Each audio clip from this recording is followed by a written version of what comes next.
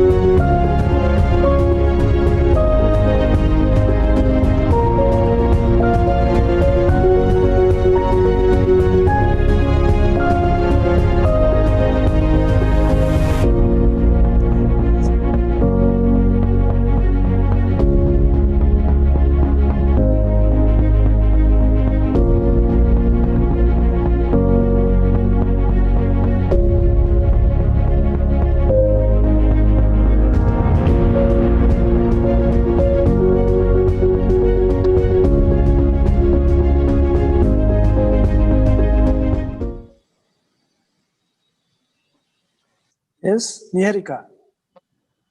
A very, very good morning to one and all present here. Education is simply as it passes from one generation to another. GHS. A very good morning to one and all present. I would like to extend a heartfelt welcome to all the distinguished dignitaries, esteemed vice chancellors, renowned academicians, undergraduate and postgraduate students, research scholars, and parents present today for the second workshop on the highlights and implementation of the National Education Policy 2020. Bangalore University has taken up this initiative to conduct the workshop to spread awareness and understanding of this unique and innovative policy. And as it will shape the mind, this workshop has come into being under the dynamic and able leadership of our Honorable Vice Chancellor, Professor Dr. K.R. Venugopal Sir. It is now my honor to introduce our Honorable Vice Chancellor of Bangalore University, Professor Dr. K.R. Venugopal Sir. Sir is an IEEE Fellow and ACM Distinguished Educator for his contributions in the fraternity of computer science. He was the principal of University Vishveshwaraya College of Engineering for 15 years. He has an illustrious and distinguished academic career with 11 degrees, including 2 PhDs. He has received his ME degree in Computer Science Engineering from Indian Institute of Science, Bangalore, Bachelor of Engineering in Electronics and Communications from UVCE. He has also obtained degrees in law, journalism, public relations, business, finance, economics, international relations, and communication. He has authored and edited 72 books. These books are now prescribed as textbooks and references in our country and abroad. He has published more than 900 papers in referred international conferences and journals. He has filed 56 patents and has been credited with 11 patents. He has established 2 engineering colleges and 2 schools in Bangalore. He is a social worker, philanthropist, and researcher. He has been a leading beacon of light and role model for teachers and students. I now humbly request her to inaugurate the sessions for today by greeting the dignitaries and participants of the workshop. Thank you, Niharika. It is a great pleasure for me to participate in the second day of the program. dignitaries, vice chancellors of all central universities and deemed universities, registrars, deans, chairpersons of different departments, professors from across the country, educationists, management, principals from affiliated colleges, research scholars, dear students, print and electronic media, and ladies and gentlemen. We have with us the most renowned and one of the oldest war horses of Bharatiya Janata Party, Shri S. Suresh Kumarji, Honorable Minister for Primary and Secondary Education, Government of Karnataka. Sir, my humble pranams to Shri S. Suresh Kumarji. We have with us R. Venkata Rao, Chairperson, Vivekananda School of Law and Legal Studies, New Delhi, who has been the former Vice Chancellor of National Law School of India in Bangalore. We have with us L.M. Patnaik, former Vice Chancellor, Defense Institute of Advanced Technology, Deemed University, and also present Adjunct Professor, National Institute of Advanced Studies. We have with us former the Director of NIT and the present Vice Chancellor of Anna University, Professor M.K. Surappa with us. We have with us B. Thimme Gowda, former Vice Chancellor of Bangalore University and Karnataka State Rural Development and Panchayat Raj University. We have one of the youngest speakers today, Dr. Manasa Nagabhushan, Director, Academics and Research, International School of Business and Research. A galaxy of erudite educational experts have converged for this workshop on national education policy that has been planned over the next 4 days. Honorable CN Ashwath Narayanji and DP Singh, Bhushan Patwardhan, Vice Chairman, inaugurated the workshop yesterday. The AICT Chairman Anil Sahasrabudhe, the Professor NAC Director, the Sharma, Jaydeva Institute Cardiology Director C.N. Manjunath, Vice Chancellor of Rajiv Gandhi Health University Sachidanand, and ISA former Director P. Balaram, UGC member M.K. Sridhar, and former VTU Vice Chancellor H.P. Kimcha, and former Vice Chancellors of Bangalore University N.R. Shetty, H.A. Ranganath, and Jain University Vice Chancellor Sandeep Shastri, and Gururaj Karajigi, Pratima Rao, Rishikesh, and all these people or resource person will be participating in the next 4 days. I welcome and all these speakers and also the great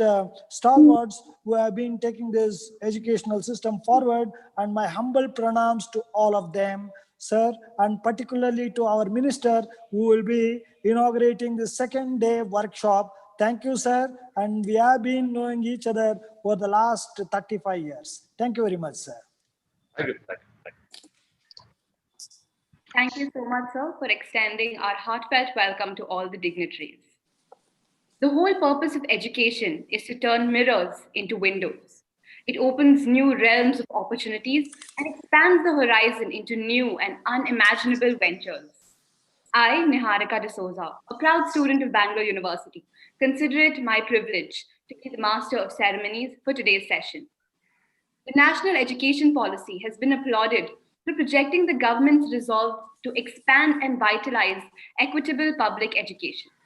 The policy has come into being at a time when the entire world is at a standstill, and reflects the resolve of our nation to create a brighter and better tomorrow.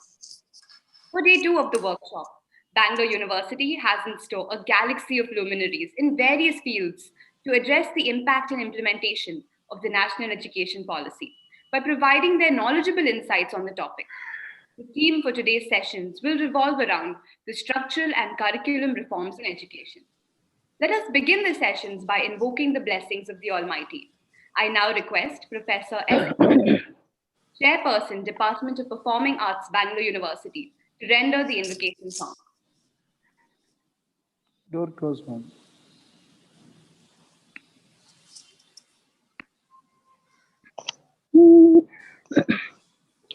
वेदवाणी पुण्यजननी NaMo मातृभारती NaMo मातृभारती Maheshwari Mahakali Mahalakshmi Saraswati वेदवाणी पुण्यजननि NaMo मातृभारती NaMo मातृभारती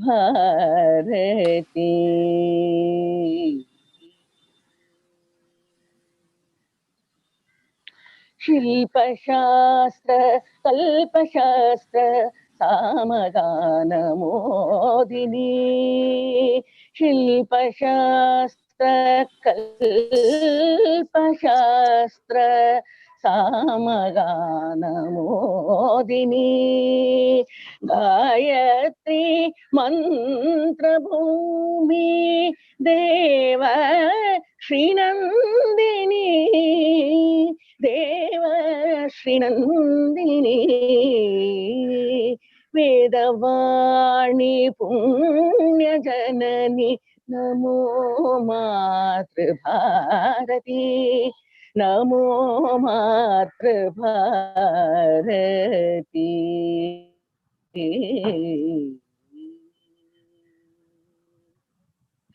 नादलोल नाट्यशील Nataraj विराजिनी नादलोल नाट्यशील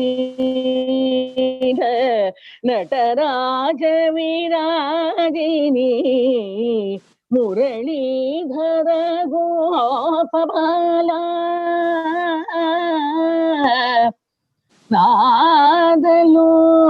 नादलोल नादलोल नाट्यशील Nataraj विराजिनी Muralidhar गोपबाला Raslila Modini Raslila Modini वेदवाणी पुण्यजननी NaMo मातृभारती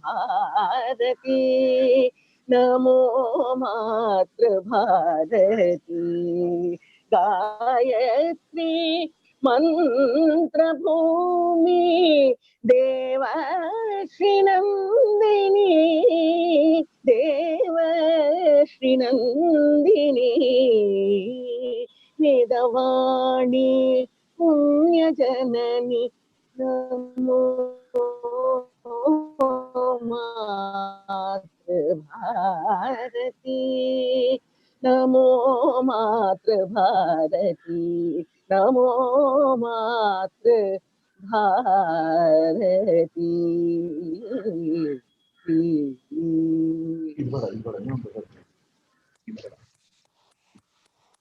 Good. Thank Next. you, ma'am, for that melodious rendition and enriching this platform with divinity. I now call upon Professor Dr. Suresh V. Nadagowda, the former in-charge Vice Chancellor of RDPR University and former Registrar of RDPR University, the current Principal of University Law College, Bangalore University, and the former Registrar Evaluator of Bangalore University and Karnataka State Law University, to welcome the esteemed guests and gathering present here today. ಎಲ್ಲರಿಗೂ ನಮಸ್ಕಾರ. Good morning to all dignitaries, the resource persons, vice chancellors, registrars, professors, members of the syndicate and academic council, and other statutory officers, teachers, students, all the participants present in the today's session of the workshop on highlights and implementation of National Education Policy 2020. We have joined today to be part of the second day of 5 days historic workshop on National Education Policy. NEP has instilled new hope to all the stakeholders involved in the efforts of reforming the education sector in India. The NEP has, across the length and breadth of the country, been hailed as the most revolutionary document insofar as education is concerned in this country.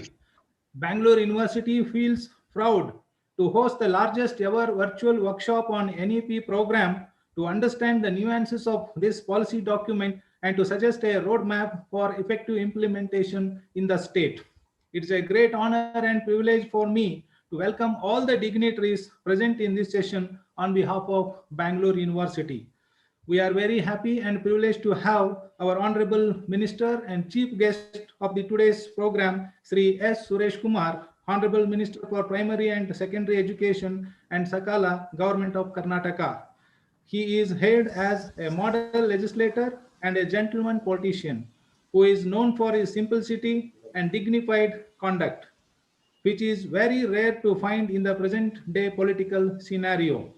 He is striving very hard to streamline the foundational education system in the state and given a digital touch in education by establishing more than 300 digital libraries with lakhs of e-books for the benefit of the students across the state, which is a very novel program of the Honorable Minister. It will not be an exaggeration if I place before this august body that the Karnataka is blessed to have very committed and proactive minister for primary and secondary education and also higher education, as we have witnessed the unparalleled commitment shown by our higher education minister and DCM for implementation of NEP in the state in his address yesterday. Sri Suresh Kumarji has also served as a Minister for Law and Parliamentary Affairs and as a Pro-Chancellor of Law University Hubballi. He has made valuable contribution for strengthening legal education in the state. Sir, I, on behalf of Bangalore University, extend you a very warm and cordial welcome to the program. Namaste, sir. Welcome, sir. We have with us our esteemed guest, Professor Dr. R. Venkata Rao, Chairperson, Vivekananda School of Law and Legal Studies, New Delhi, and former Vice Chancellor of National Law School of India University, Bangalore. Professor Rao is an eminent scholar in law and a versatile speaker. His contribution to legal education as a law professor and Vice Chancellor of NLSIU consecutively for 2 terms is immense. I, on behalf of Bangalore University, extend you a very warm welcome to you, sir. Namaste, sir. Welcome, sir. Namaste. We have another distinguished guest speaker, Professor L.M. Patnaik, former Vice Chancellor, Defense Institute of Advanced Technology, Deemed University, Pune. Currently, he is an honorary professor at Indian Institute of Science, Bangalore, and INSA, Senior Scientist and Adjunct Professor with the National Institute of Advanced Studies. He is conferred with Dr. Vikram Sarabhai Research Award and several prestigious awards for his valuable contribution for science and technology. His contributions to Indian higher technical education system are outstanding. Hearty welcome to you, sir, for the program. Namaste, sir. Welcome, sir. We are delighted to have Professor M.K. Surappa, who is the Vice Chancellor of Anna University, Chennai, and he has conducted study and research in several prestigious foreign universities. He has served as founder director of Indian Institute of Technology and also as Dean Faculty of Engineering at the Indian Institute of Science. Professor Surappa has made outstanding R&D contributions to the science and technology.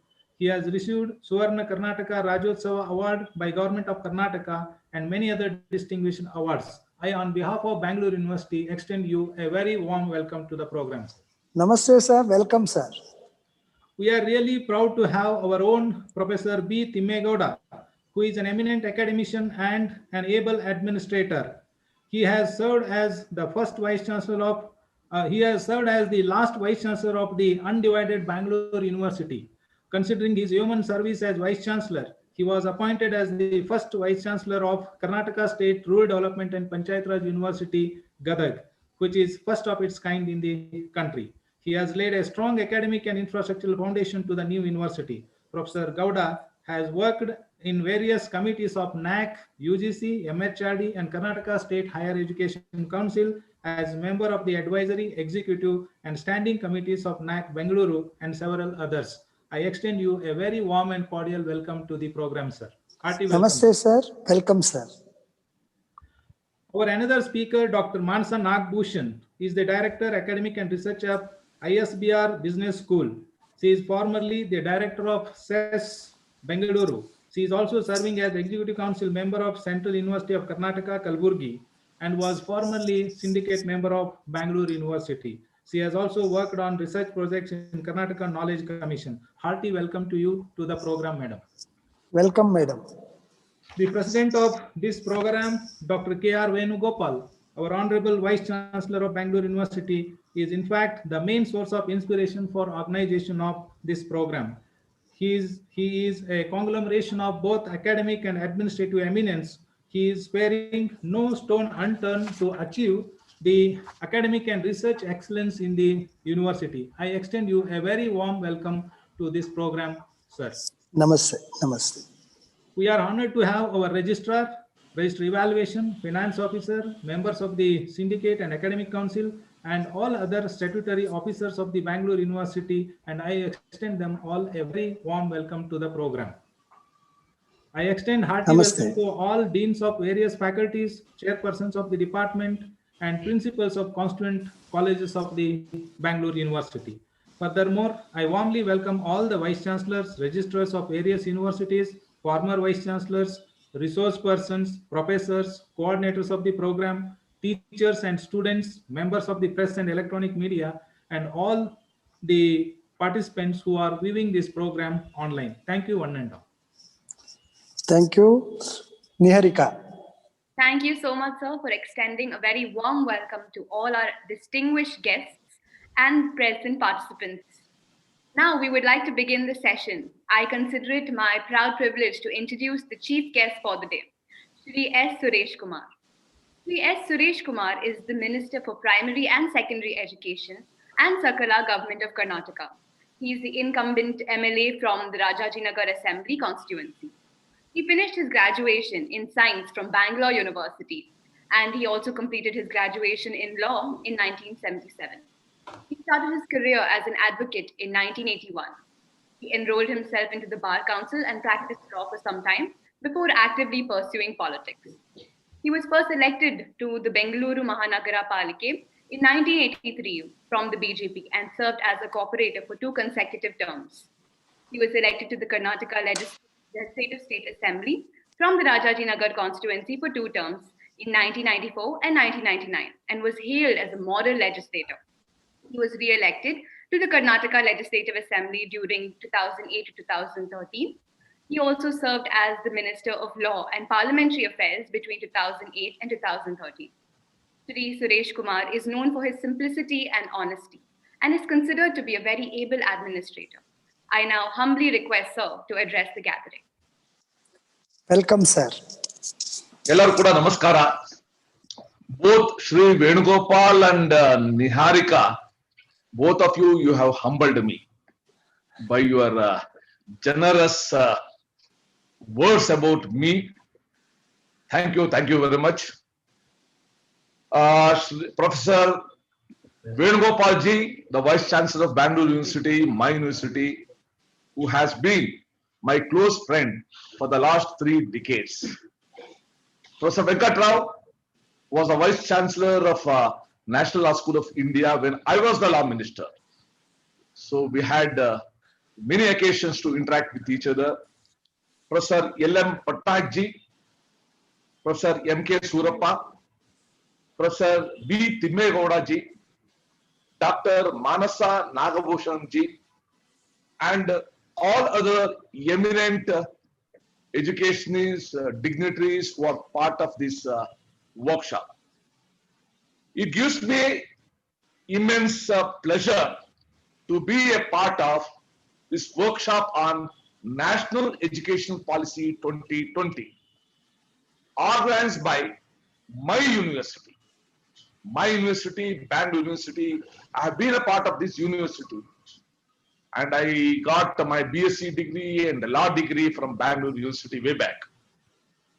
The theme for today's discussion is structural and curriculum reform in education. Many eminent intellectual dignitaries are joining for this discussion from different parts of our country, India. A good education system will be a strong pillar in the process of nation building. First, let me congratulate the Bangalore University for organizing this workshop. National Education Policy 2020 envisages a responsive and relevant curriculum to suit the developmental needs and interests of learners at different stages of their development. The age-old system of 10+2 pedagogical structure is now changed to 5+3+3+4. That is only the first 3 to 8 years. It's called foundational stage. 8 to 11 called preparatory stage. 11 to 14 middle stage, and 14 to 18 secondary stage. Many people are asking, why this change now? Was this change necessary? This new structure will promote knowledge seeking skills, logical thinking, and social skills, which are very critical to a child's developmental journey. It's also in line with the international educational standards. Another noteworthy change in NEP is the recommendation to eliminate rigid streams in secondary education to ensure that no career option is restricted to students due to subject specialization. The focus will be to return to holistic learning of all subjects rather than a bent towards maths and science only, thus helping to build the skills in the students' subjects of interest. With respect to curriculum, we want to put an end to rote learning, which has been the system rather till now, and bring in assessments based on application of core concepts and introducing skills from grade 6 onwards. There will be a paradigm shift in the curriculum and pedagogical approaches for this holistic development. This will surely enable any child to have at least one skill at the end of his school education. Conceptual learning will set a child's foundational skills, which will further help him to take up a course as per his aptitude and competency. The new education policy 2020 has based its recommendations on the principle that education must not only develop cognitive skills, but also higher order cognitive skills such as critical thinking, problem solving, social and emotional well-being, good leadership, and good communication. This will encourage our young children to become self-motivated learners and future leaders.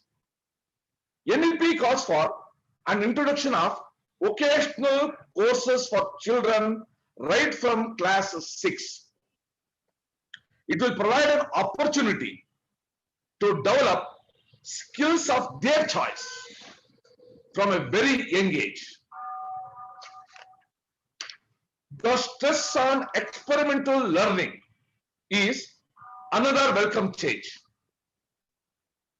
Our state, Karnataka, has been trying to make this experimental learning a reality since quite some time.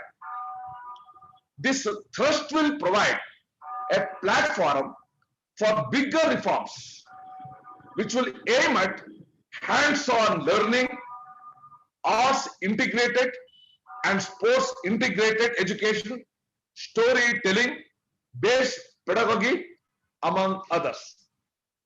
The NEP envisions a multilingual education. As research clearly has shown, children pick up languages extremely quickly between the ages of 2 and 8, which is a big boost to regional languages. Curriculum, syllabus, textbooks, workbooks, source books, and assessment patterns and teacher empowerment packages will be developed in an integrated approach. All these reforms will be aimed at focusing on learning continuum. The NEP has a broad outlook, very broad outlook, which gives opportunities to multidisciplinary and immersive learning. This kind of concept learning, project-based learning, life skills learning, and vocational learning from an early age will lay the right foundation for multi-dimensional higher education.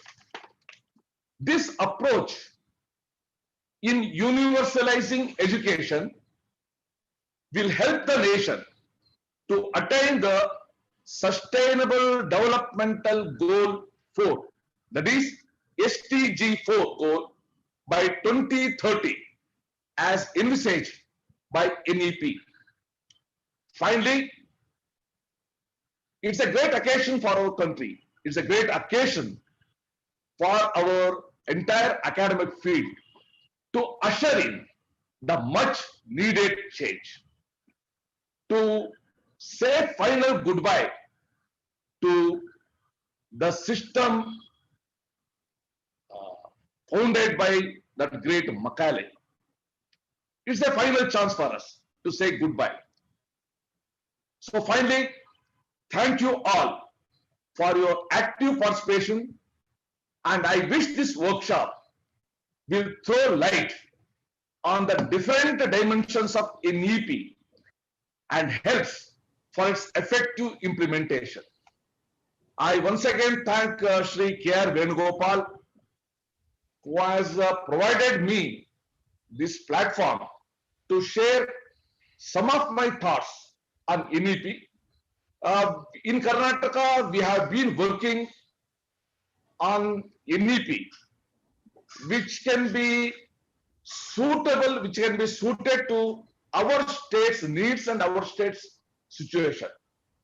So very shortly, both the primary education and higher education, we will be coming out with our draft policy so that we can start implementing. I think we will be one of the first states in the country to start implementing NEP, and I'm happy that I have been given this responsibility of this education ministership in this great occasion of NEP being implemented. So thank you all. My gratitude to my alma mater, my university, Bangalore University, for providing me this platform. Thank you. Thank you, sir. ಒಂದು ನಿಮಿಷ sir. Niharika. Thank you so much, sir, for explaining the various nuances and benefits of the national education policy and also sharing your wonderful experiences with us. I really hope we, the students of Bangalore University, will also be able to walk in your footsteps to bring about the necessary changes in our country. Thank you so much, sir. Thank you. Thank you very much, sir. Thank you, Suresh Kumar ji, sir. Bada namaskara, dhanyavad. Thank you, sir. Thank you very much. Next, Niharika. My proud privilege and honor to welcome the next speaker for the day, Professor M.K. Surappa. With his permission, I will now begin with his profile. Professor M.K. Surappa is the Vice Chancellor of Anna University, Chennai. Professor Surappa joined the newly established Regional Laboratory, Trivandrum, in 1979 as a senior scientist and worked there for 2 years. During 1981 to 1987, he was the Research Associate Engineer at Drexel University, United States of America, Cavendish Laboratory, University of Cambridge, UK, and Swiss Federal Institute of Technology, Switzerland. He has also served as the founder director of Indian Institute of Technology, RUPER, for a period of 6 years. He served as Dean Faculty of Engineering at the Indian Institute of Science during the years 2016 and 17. He assumed the post of Vice Chancellor of Anna University in 2018. He is also an honorary professor of Indian Institute of Science. Professor Surappa has made outstanding contributions to R&D to science and technology of metal matrix composites, MMCs.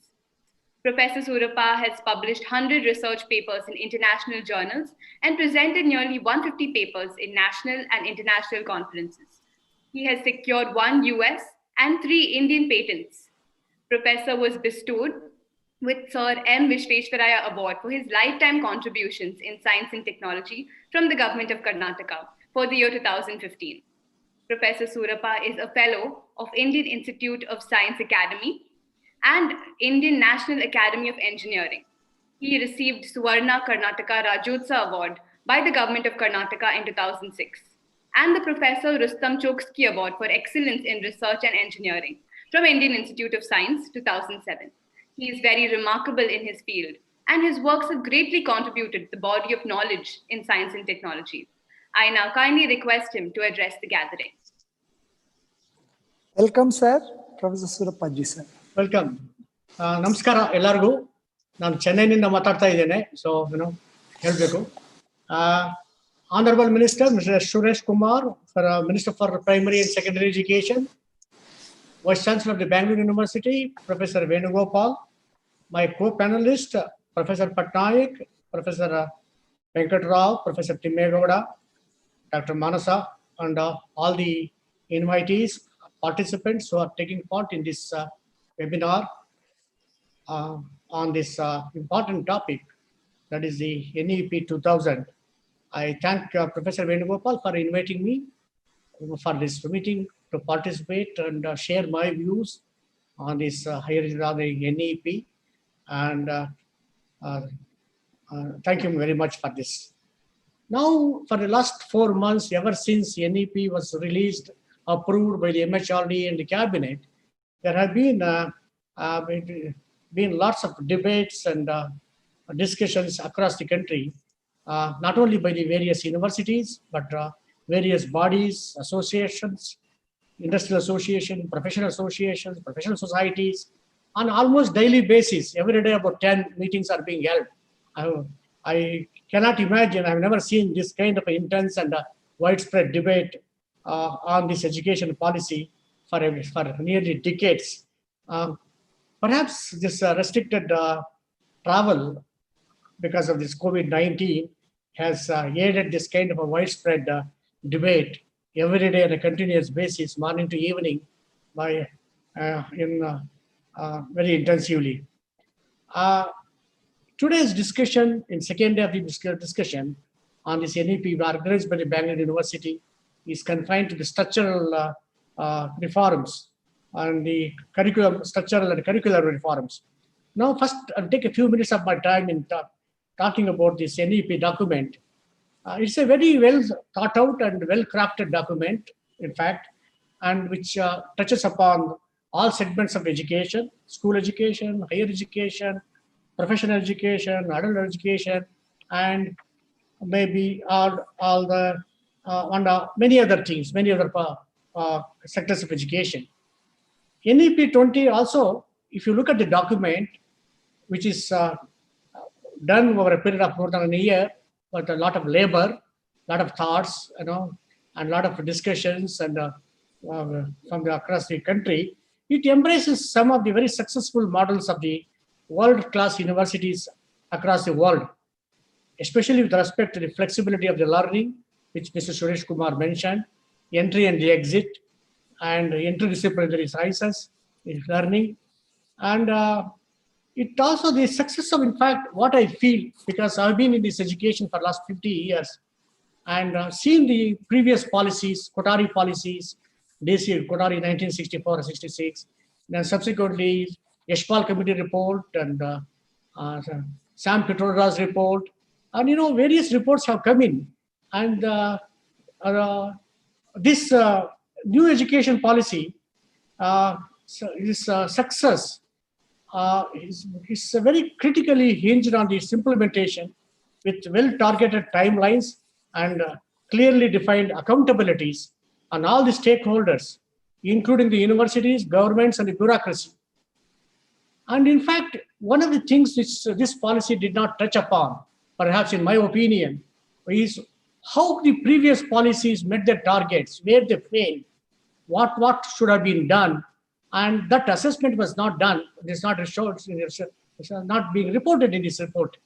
Perhaps because we are very in Indians as usual, we are very good in formulating the policies, but we are very poor in implementing the things. And this if you look at the previous policies, there is some overlapping issues with these new policies also, especially with respect to the interdisciplinary sciences and the center of clusters of advanced learning, center for what you call CAS. But if you see this one, how far is successful in the different centers, different universities, state sector, I think this is what I think needs to be examined.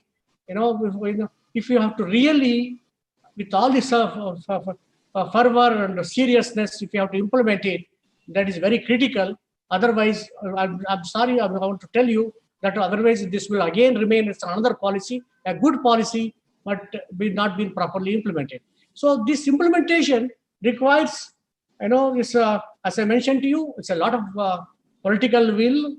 People, it requires government and all the bureaucracy and the governments need to come together and for one purpose of this implementing the policy.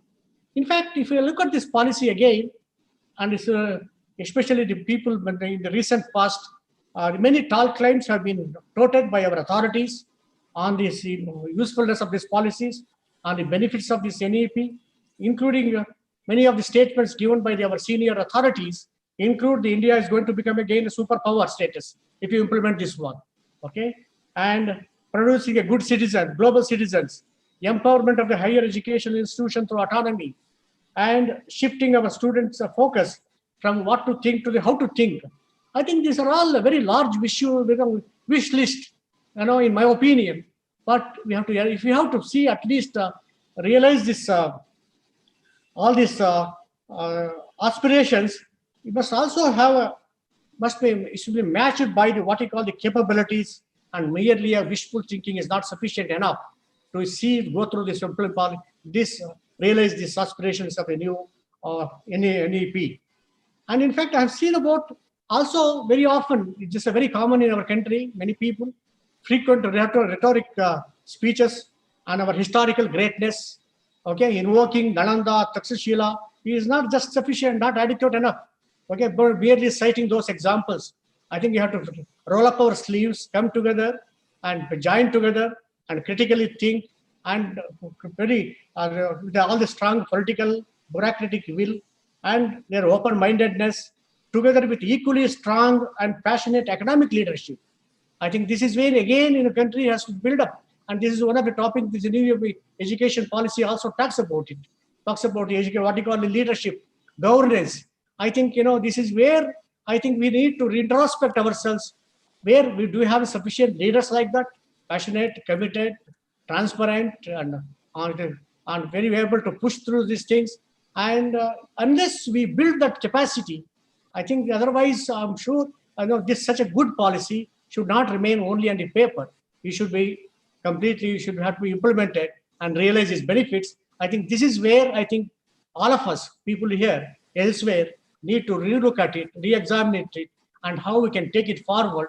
It is not merely selling that, very superficial thinking of implementation is not just sufficient, in my opinion. Now, for having said this one, I think there are tomorrow there are talks by, so one of the things that I would like to say, our principle of this policy, basically what is the outcome of this policy is implemented, develop good human beings capable of rational thought and action, possessing compassion and empathy, courage and resilience, scientific temper, creative imagination, sound ethical moorings and values. It includes everything on this earth, what ideally what you call our citizens should have.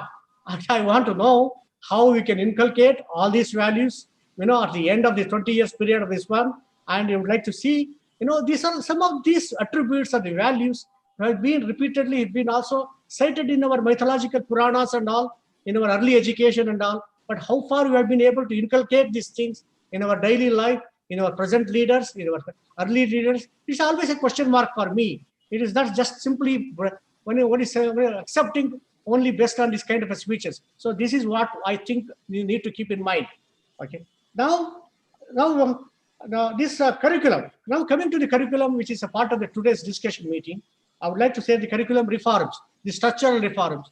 I would like to come to the curricular reform, because curricular reforms lies within the principle of the university, academic bodies, the faculty members who can shape the curriculum, what needs to be done, and how we can do that one. Now, what curriculum is basically what does it do for our present students, to produce the graduates in various disciplines, make what you call the global citizen, and make a capable, resilient, critical thinking. What is to be done? It must be curriculum. Any curriculum must provide a strong foundation in different disciplines concerned. It could be engineering, it could be medicine, it could be arts, culture, history, and all. Difficult, into different disciplines. Hands-on skill and skills and techniques that you learned in the laboratory classes and the practical classes. Teamwork. This is very important in the country, that teamwork, as especially people working with others. And where now country is embarking on a mega projects, this calls for any of this what a teamwork, cooperative, collaboration.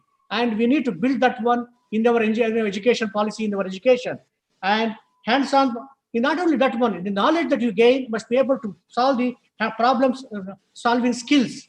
You must develop, and certain exposure to the emerging and cutting edge technologies that are going at a faster pace. So you must keep abreast of that one. You cannot be outdated, and develop analytical and critical thinking and the ability to connect their knowledge, whatever they learn in the discipline, and the skills to the societal needs. I think this is what the curriculum must encompass. And in order to do that one, how do you do that one? Okay. Now, how do you do that one? So in order to provide all these components in the curriculum, in the content, curriculum must be sufficiently broad-based and also reasonably in-depth. And curriculum must also encompass especially the engineering, where I come from, where the many universities now striving out. They must encompass internship and project-based work. And we also know during the 4 years period of this graduation, whether medical maybe 5 years, or other degree programs, what this graduation time period, one needs to be optimize the content, okay, to impart sufficient body of knowledge during this regular period of 4 years of time. And beyond that, what the classroom teaching, where these components are imparted to the students through to the laboratories, to the classroom learning, teaching, and internship, and whatever the project-based work. Students also themselves must supplement these things through the self-study. I think this is very important, because students must spend sufficient time on their own, to conduct their own self-studies on the various to the discussions with their seniors, with their mentors, with outside people, and must avail the free online courses available through the MOOC. And when all these things happen, students will be able to pick up all these various kinds of all the components that is required in order to achieve become a global citizens and capable and confident in their profession, able to solve the problems, relate the knowledge, and all these things has to be done. Now, we always talk about, many of our industrial corporate people and all always criticize the Indian institutions. The curriculum is outdated. It is not relevant. Okay. Now, this hue and cry alpha made is also reflected in our employability of our graduates, especially the engineering graduates. You have seen it's only restricted to the 20 or 30%. And this happens because our own institutions, the faculty, the curriculum that we have, some of them are very outdated. I can see that one. In fact, before I talking about this outdated curriculum, let me tell you how the curriculum evolves itself. You know, this curriculum, based on the body of knowledge that is being taught in the classes, is depends upon the understanding of the scientific knowledge and the technologies that are associated with that level of tech science understanding of the things. In the early days, when you have steam engine, electric, diesel engine, what you call petrol engine, you have some body of knowledge, and based on that understanding of science and technology at that time, we formulated a curriculum with some kind of a what called, we have the very formulations of equations, principles of various fundamental principles of the laws of principles, laws of equations were devised, were all developed. But all those developed because of our limited ability to understand at that time. Now, ever since in the last 20, 30 years, this understanding has much more, our understanding has gone beyond that one because of our better understanding of the science and technology.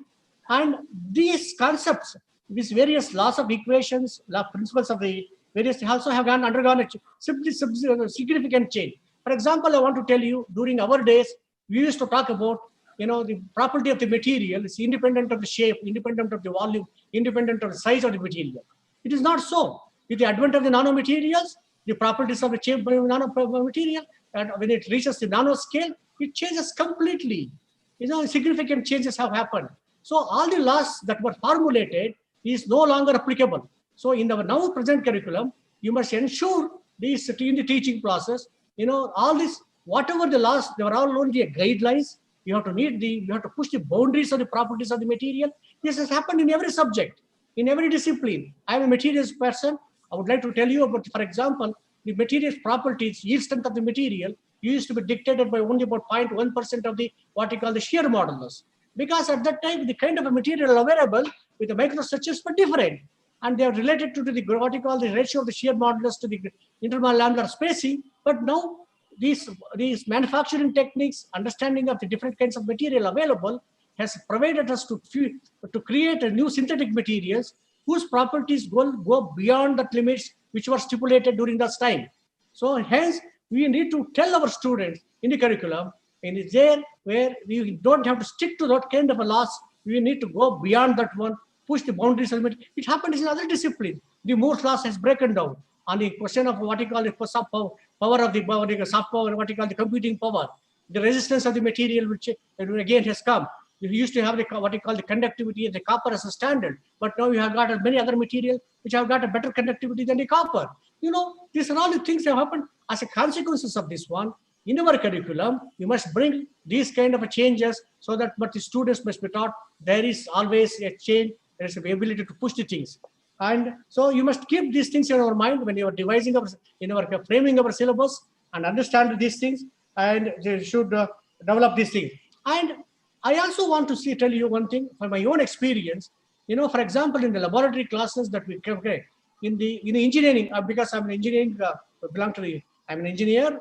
I've been taught in engineering departments and still heading the largest technical university in the country, largest technical university and the oldest technical university. I was also with the other centrally funded institutions. Okay, and what I want to tell you is, in the first year of the engineering program, we have the physics, chemistry subjects. I noticed that one. For example, in the chemistry laboratory classes, okay, what was started 30, 40 years back, same chemistry experiments, the titration, same application, use of the burette, pipette. Do you think that these kind of things are required in the present day engineering students? They would have studied in the schools. Why don't you want to change that one? You bring in chemistry, which is applicable to the new technologies, how it is related to the physics, how it is related to the biology. So I would like to even to recommend one single course, the way in which the disciplines of the physics, chemistry boundaries have disappeared. You need to bring one course of science which connects the physics, chemistry, biology for the students, so they are able to connect understanding of dances in this one to the engineering principles and bring how we can enhance the engineering abilities of the students through a better understanding of the science and all. So this is what is required to be done in the curriculum changes. This needs a lot of thinking, a lot of discussion, and a lot of writing down the things and kind of contacting the people and understanding what has happened or elsewhere. And this is a very very intensive exercise. And unless we do this one, with just merely a cosmetic changes in the curriculum will not help these things.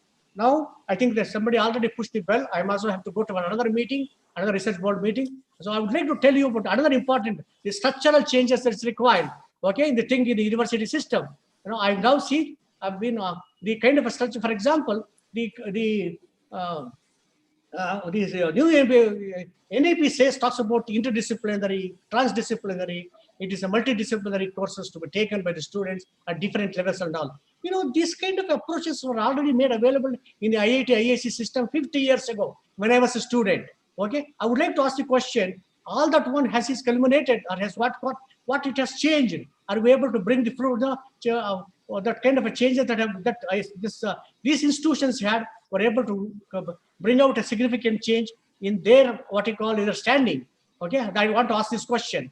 Okay, now the state universities, which have been completely plagued by the various what you call the interferences. For example, very often I see in the state universities structural reform that you want. He talks about the autonomy. Where is the autonomy in the state universities? I would like to ask the question. Where is the autonomy? Okay, there's increased interference, increased control on the universities by the university, the government department, especially the bureaucracy. I have seen whether in the Karnataka also it is the same. Everywhere it is same. Okay, unless we really the concept of the autonomy, which new NEP proposes, which was already earlier also proposed, why we are keeping quiet?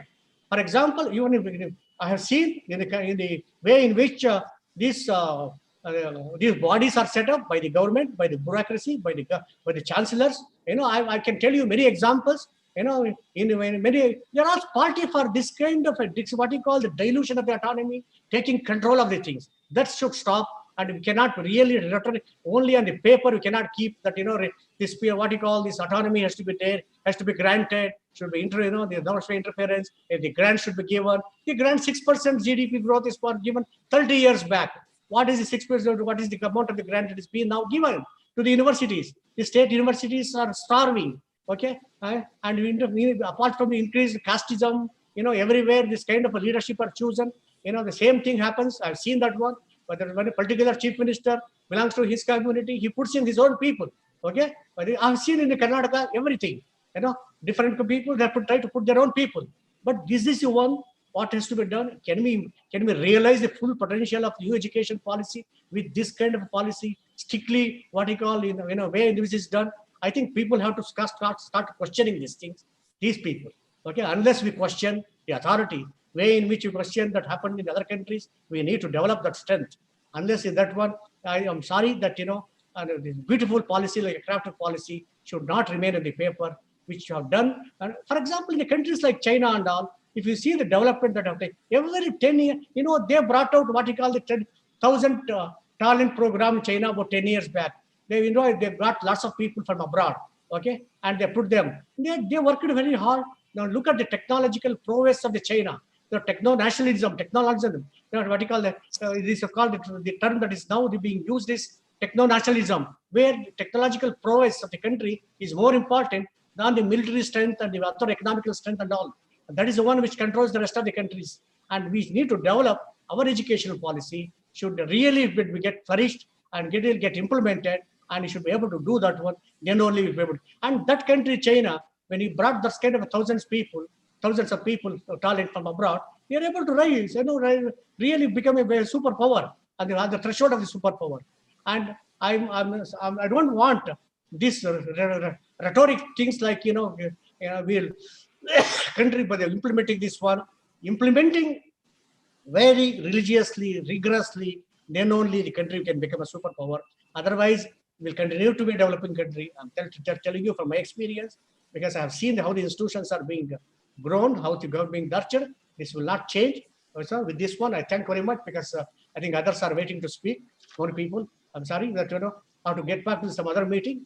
Thank you very much. Okay, if you have at some time, if you have any questions, I'm very happy to answer anything. Actually, very candidly, I will talk to you, share my experience on how to remove the controls, how to stand up against the authorities. I will tell you all this. Thank you very much. Thank you very much, sir. Thank you very much. 1 minute. Yes. Niharika. So much, sir, for providing your analysis on the national education policy and also telling us how to realize the actual potential of this policy. I am sure your analysis will contribute to making a wishful thinking into reality. Thank you, sir. Thank you. Also, to the participants, if they want to ask any questions, they can kindly leave the questions in the chat box. They will be addressed in the question answer session. Yeah. Next speaker. Now, I take this opportunity to introduce the remarkable speaker, Professor Dr. R. Venkata Rao. Professor Dr. R. Venkata Rao is the chairperson of Vivekananda School of Law and Legal Studies and the Vivekananda Schools of English Studies in the Vivekananda Institute of Professional Studies, New Delhi. Prior to this, he served as the Vice Chancellor of National Law School of India University, Bangalore. Professor Rao was awarded Professor N.R. Madhava Menon Best Law Teacher Award for the year 2018. Sir has also been awarded the Attorney General K. Parasaran Award in recognition of his outstanding scholarship in legal education by Captain Foundation Society. To date, he has over 40 years of teaching experience and research experience. He has the distinction of serving the statutory bodies of almost all the law schools in the country. Besides, he is also a member of the Board of Governors of Indian Institute of Corporate Affairs, New Delhi. He is also a member of different committees in the Bar Council of India and is associated with prestigious bodies like the UPSC, State Service Commissions, UGC, and NAC. He has also authored 6 books and published more than 130 papers. Sir is a renowned legal luminary, and we are truly honored to host him today. Sir, you may now kindly address the gathering. Thank you very much. I'm sure the sound is sound. I'm audible. Yes, sir. Yes, sir. Now, thank you very much, sir. Revered, my mentors, Suresh Kumarji, Honorable Minister, I would say he's a statesman more than a politician and a role model for all the youngsters. The dynamic Vice Chancellor of Bangalore University, Professor Venugopal, fellow panelists, distinguished invitees, colleagues, above all, the 21st century hopes of this great country, my young student friends. It's a privilege and honor for me this morning. In fact, this morning is a morning with a difference for me because you have thrown me into the distinguished company onto the virtual platform of a person who guided me, who gave me his wise counsel as a member of our governing council, Honorable Suresh Kumarji.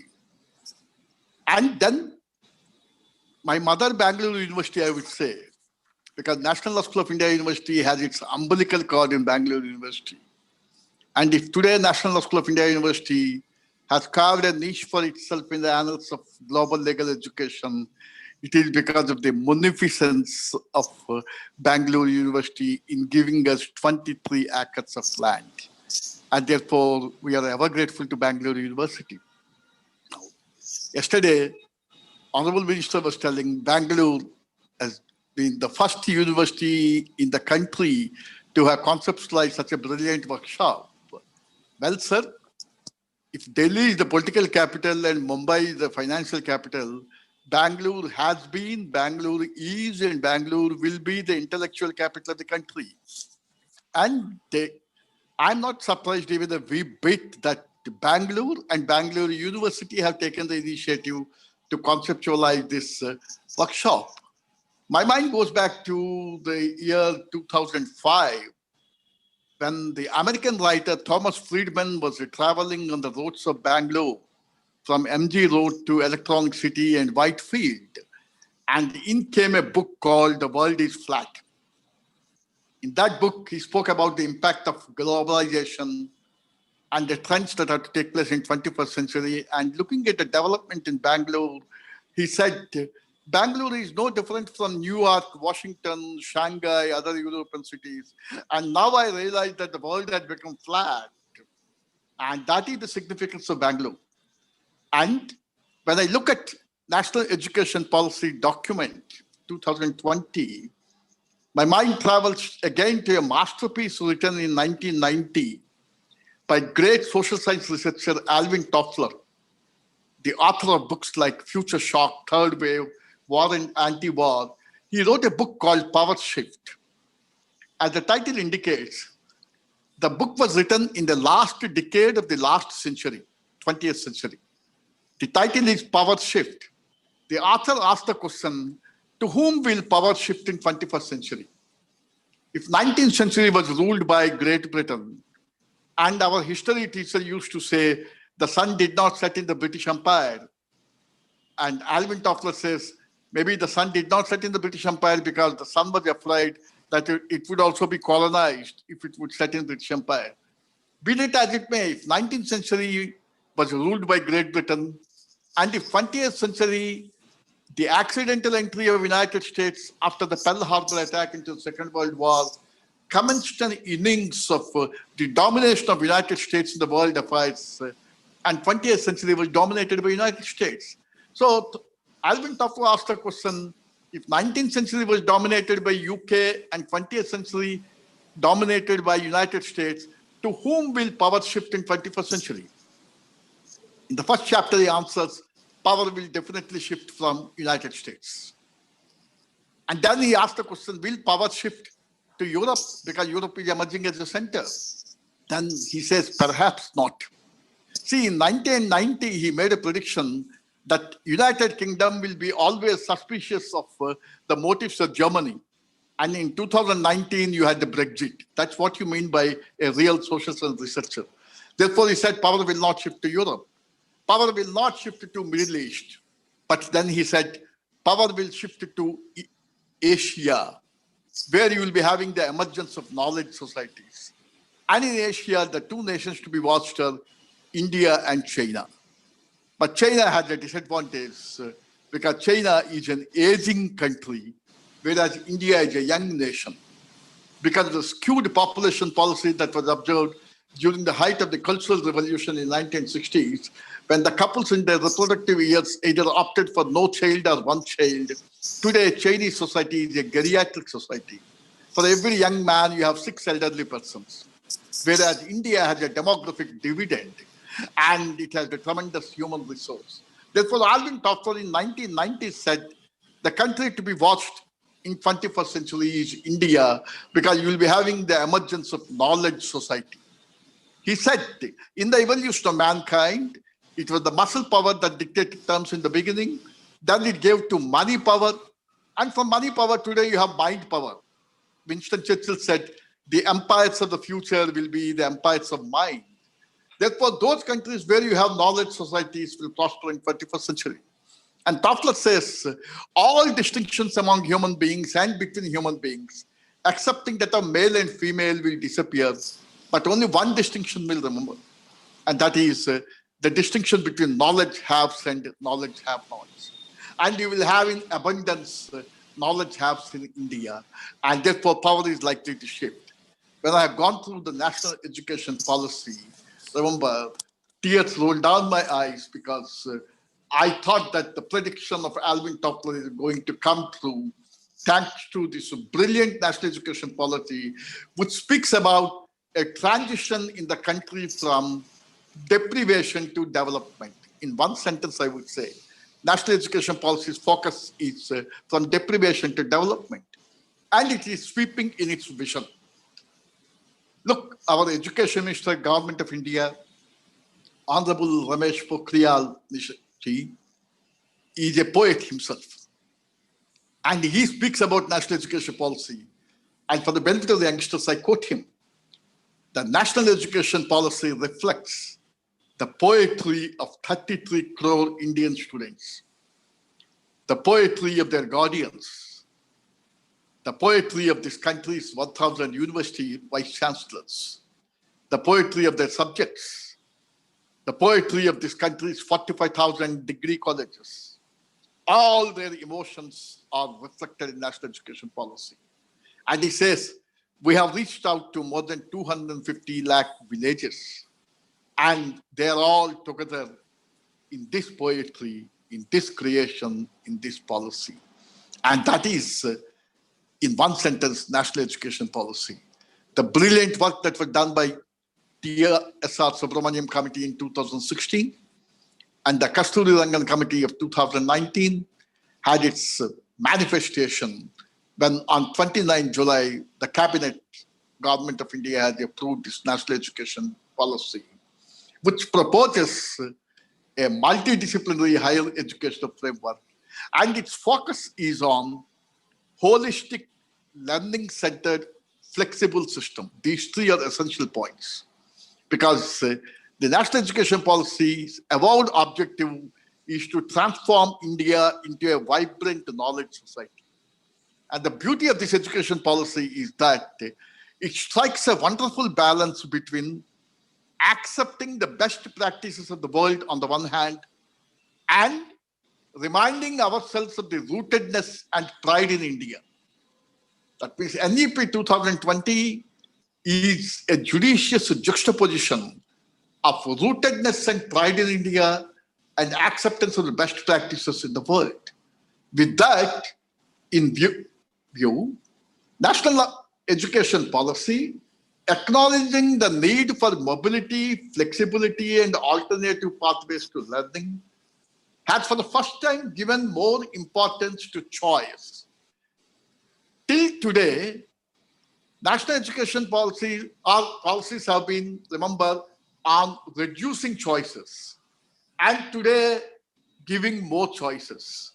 And therefore, reduction in syllabus, focus on vocational education, and as our minister has said, environmental education in keeping, in our view, the sustainable development goals. These are the critical aspects of national education policy. And national education policy aims to eliminate the problems of pedagogy, structural inequities, and access asymmetries. Let me remind you that this is the first omnibus policy after 1986 addressing the critical issues with concern. And let me tell you, as far as structure is concerned, national education policy speaks about norms being same for all the institutions and not as per ownership. That means all these days we were, remember, the victims of a delusion. What was that? Deemed universities, central universities, standalone universities, state universities, private universities, they were all subject to different parameters. But the beauty of national education policy is today you have one common frame, and these norms will be same for all, and norms will not be decided as per ownership. In fact, as one of the authors says, a university once it is established. Now remember, the way it is established may mark the university as a public university or a private university, depending on the statute on which it is established. But once a university is established, the distinction between public and private universities gets blurred because they perform the same function. The function is public service of providing education. Therefore, the genesis of a university should have nothing in discharge of the duties and in performance of the duties. And National Education Policy 2020 speaks about that. And in that context, it speaks about holistic and multidisciplinary education and flexibility of subjects. Here, let me make an earnest appeal to parents and grandparents not to impose their values on the younger generation. Because National Education Policy speaks about those youngsters who would be born today and who would be graduating in 20 years. That's the reason why for certain things, the target is 2040, from 2020 to 2040. And today you do not have, in the education policy, no rigid separation between arts and sciences, no rigid separation between curricular and extracurricular activities, no rigid separation between vocational and academic streams. They have been blended. But we were taught in a different value system. For me, and I'm a grandparent now, and for parents of today, the value system was compartmentalization of subjects, rigidity of subjects, and the world coming to a crashing end if their children or grandchildren do not get seats in medicine or engineering, although these are the only two courses under the sun. National Education Policy 2020, by making flexible and by removing these rigidities and by enabling the young minds to follow their hearts. That means if you are interested in extracurricular activities, focus on that. While studying physics, you may go for the fashion designing. And while studying physics, you may go for something to follow your heart. And therefore, the creative best of the youngsters, you would have a fertile soil in national education policy. Because higher education institutions, the next point is, now would be classified into three types. Research intensive, teaching intensive, and autonomous degree granting colleges. Now, all these years, there has been a criticism that most of the leading universities, they waste 99% of their time in conducting examinations, in granting affiliations, and they do not have adequate time to focus on research. But national education policy follows the clarion call of the Prime Minister of India, who said, Jai Anusandhan, National Research Foundation. Therefore, the focus would be on research, because national education policy reiterates that we live in an age of innovation and not renovation. And it says, therefore, the focus should be, as the UGC chairman was yesterday telling, on unity and integrity of all learning. Unity and integrity of all learning by having a holistic approach. Therefore, this national education policy aims to make us complete human beings. I would just make a reference to one more important aspect of national education policy before taking leave. See, it tries to speak about cultural awareness, empathy, perseverance, and grit, teamwork, leadership, communication, among others. That reminds me of the wonderful definition of education. All these days, people thought that education is information. But for the first time, National Education Policy 2020 makes us understand that education is not information. Education is formation. Formation of a complete human being. And let me share with you here what Swami Vivekananda said in one context. Because most of the youngsters are taught in colleges, just the definition of education given by Vivekananda, education is the manifestation of perfection of human beings. But they get the context in which he has said it. You know, Swamiji was asked a question. Swamiji, you're supposed to directly interact with the goddess daily in your prayers. We are all ordinary mortals. We don't have the privilege. Can you tell us how does God or goddess look like? Swamiji, with a wistful smile, he said, is there God? Is there goddess? No. There is no God, there is no goddess. But then he said, perfect human being is God. And imperfect God is human being. And then he makes the statement, education is the manifestation of perfection human beings. That means education is that brings out the divine proportions in you. And then he said, education is that bridges the distance between being a human and a human being.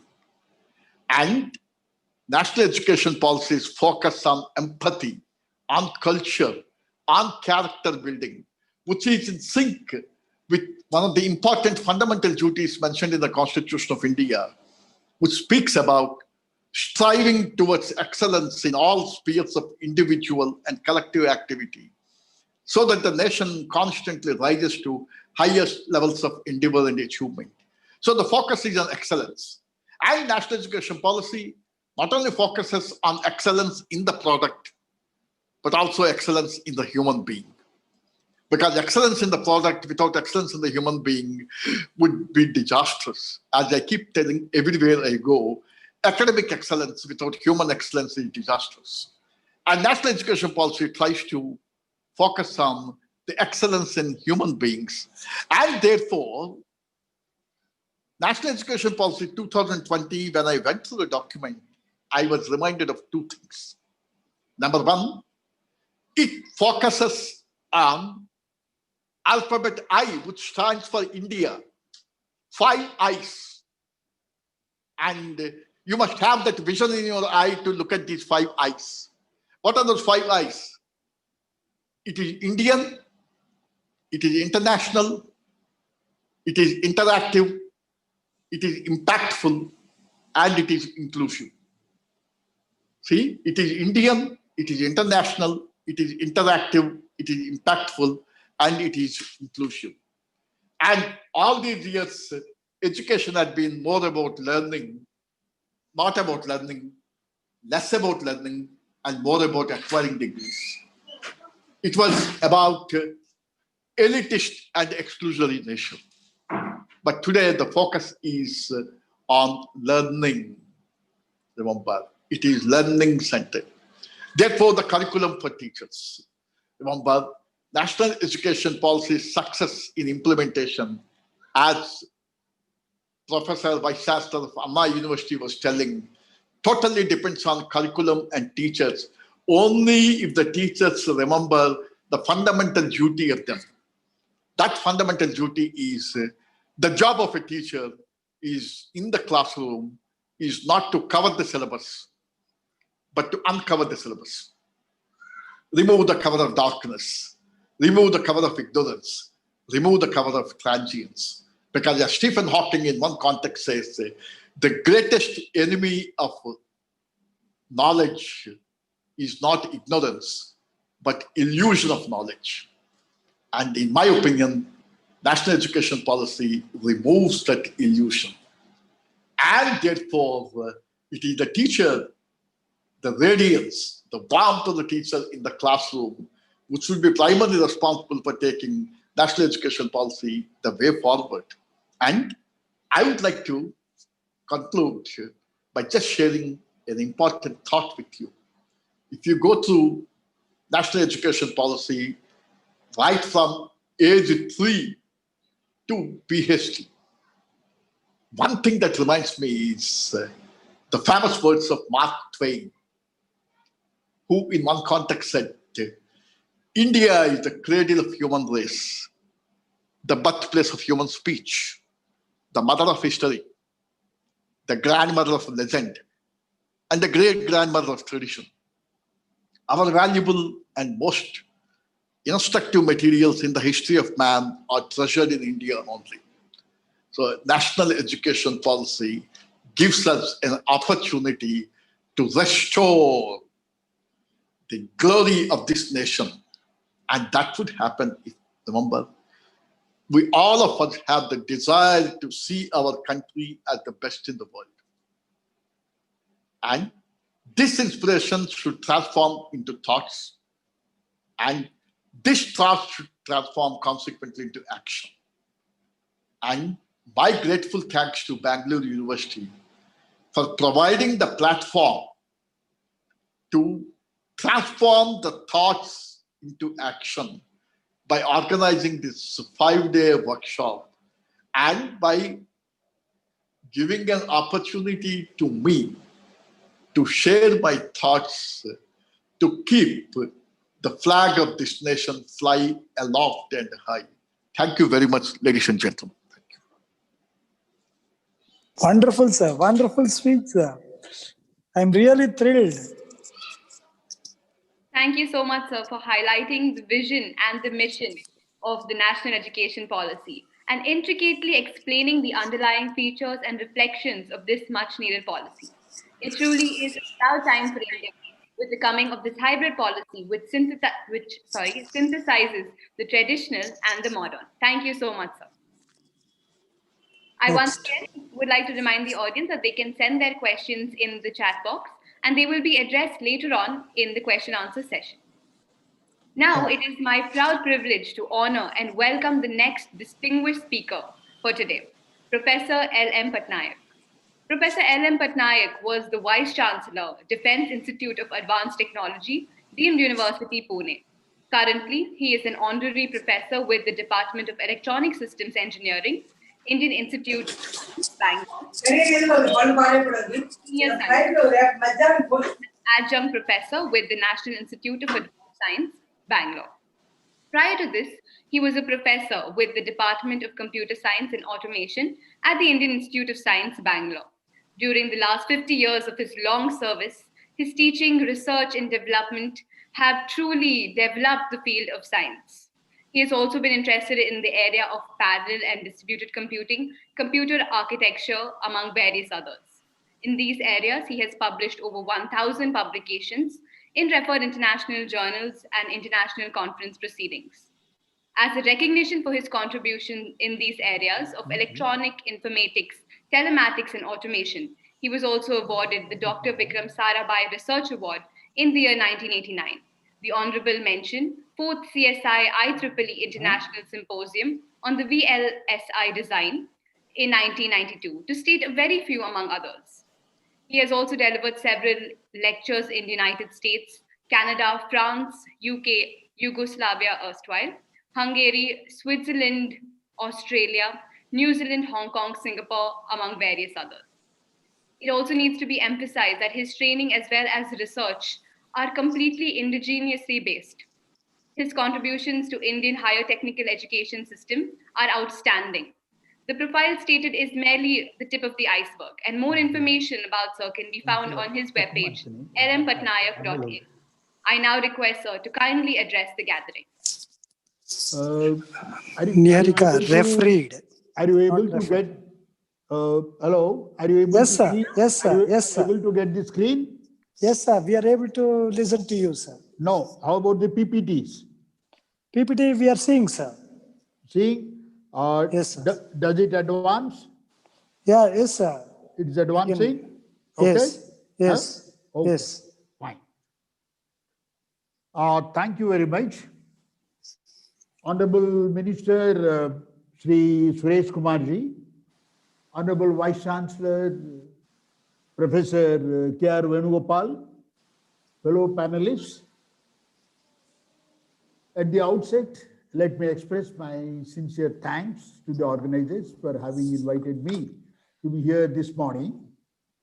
Though I have titled my talk as NEP A Quick Glance, before I get into these details, I will talk in general about the scenario of higher education, the challenges, but much has been discussed since yesterday about the NEP documents, its structure, the promises, and the intricacies, the challenges in implementing that. So I will not try to repeat those things. If you look at the scenario in general in India, as you know, we have something like more than 990 universities with more than 380 private universities, 140 technical universities. And if you see the composition at the UG level, we have 35.9% of students in humanities, 16.5% in science, 13.5% in engineering, and 14% in commerce. So bulk of them are certainly in humanities. Okay? There has been a lot of discussion about the interdisciplinarity, vocationalization. As far as I am concerned, as I see, as a computer scientist, which is my training, the striking feature of NEP is certainly interdisciplinarity, and second is vocationalization. There are other features of encouraging Indian languages, bilingual features, and there are a number of other things like lifelong education, large number of other things. So if you want to look at the concept of integration in HE, are you able to get the PPT as it advanced? Because sometimes you get into problems. Yes. Yes, Okay. sir. Yeah. The term integration may refer to educational experiences that bring together content and pedagogies in arts, humanities, sciences, engineering, and medicine. This has been existing. The American Academy of Arts, Sciences, Medicine, they have talked about it for quite some time ago. Integration of arts and humanities with STEM, that is science, technology, engineering, mathematics. They have also added one more M at the end, that is STEMM for medicine. At the undergraduate level, tends to leads to certain positive learning outcomes. What are those? Critical thinking, communication skills, ability to work well in teams, content mastery, improved visuospatial skills, improved motivation, and enjoyment of learning. What are the additional positive outcomes? Improved retention, better GPAs at the end of the day, good scores, higher graduation rates. Courses and programs that integrate arts and humanities with medical and paramedical training are associated with improved visual diagnostic skills, resiliency, empathy, and self-efficacy. There are many studies conducted in the past. Okay, in fact, Einstein himself once said, all religions, arts, sciences are branches from the same tree. Nobel laureates were 2 times likely to be photographers, 4 times as likely to be musicians, 17 times as likely to be artists, 15 times as likely to be craftspeople, 25 times as likely to be creative writers, 22 times as likely to be performers. Research has found that tight correlations between arts training and improvements in cognition, attention, and learning. Great breakthroughs in physical sciences and mathematics were inspired through music analysis. The famous scientist Faraday discovered electromagnetic induction when investigating novel musical sonic devices. Newton imposed musical scale on colors. The reverse is also true. The famous artists Heather Ackroyd and Dan Harvey revolutionized plant nutrient screening through painting. Arts training makes far better scientists and entrepreneurs. Nobel laureates who are concert pianists are great human beings. Curricula that cleave too tightly to a single discipline may hamstring the ability of students to think beyond the limits of what has already been taught, to achieve new forms of creative innovation, and thereby do better understand and address the challenges of the moment. The shifting ground in higher education emphasizes on the need to achieve more effective forms of capacity building for 21st century workers and citizens by acquiring a broad set of these skills what are required, what we have been listening. From my own discipline, as I said you, I'm basically a computer scientist by training. If you look at some of the top people from Apple, Microsoft, like the co-founder and the presidents have said, why you should marry technology with arts.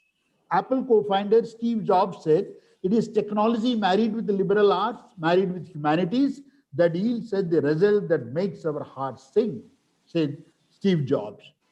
And Microsoft President Brad Smith says, languages, art, history, economics, ethics, philosophy, psychology, and human development courses can teach critical philosophical and ethics-based skills that will be instrumental in the development of management of artificial intelligence solutions. Again, Steve Jobs says, the reason that Apple is able to create products like the iPad is because we have always tried to be at the intersection of technology and liberal arts. As I said, Einstein once said, all religions, arts, and sciences are branches from the same tree.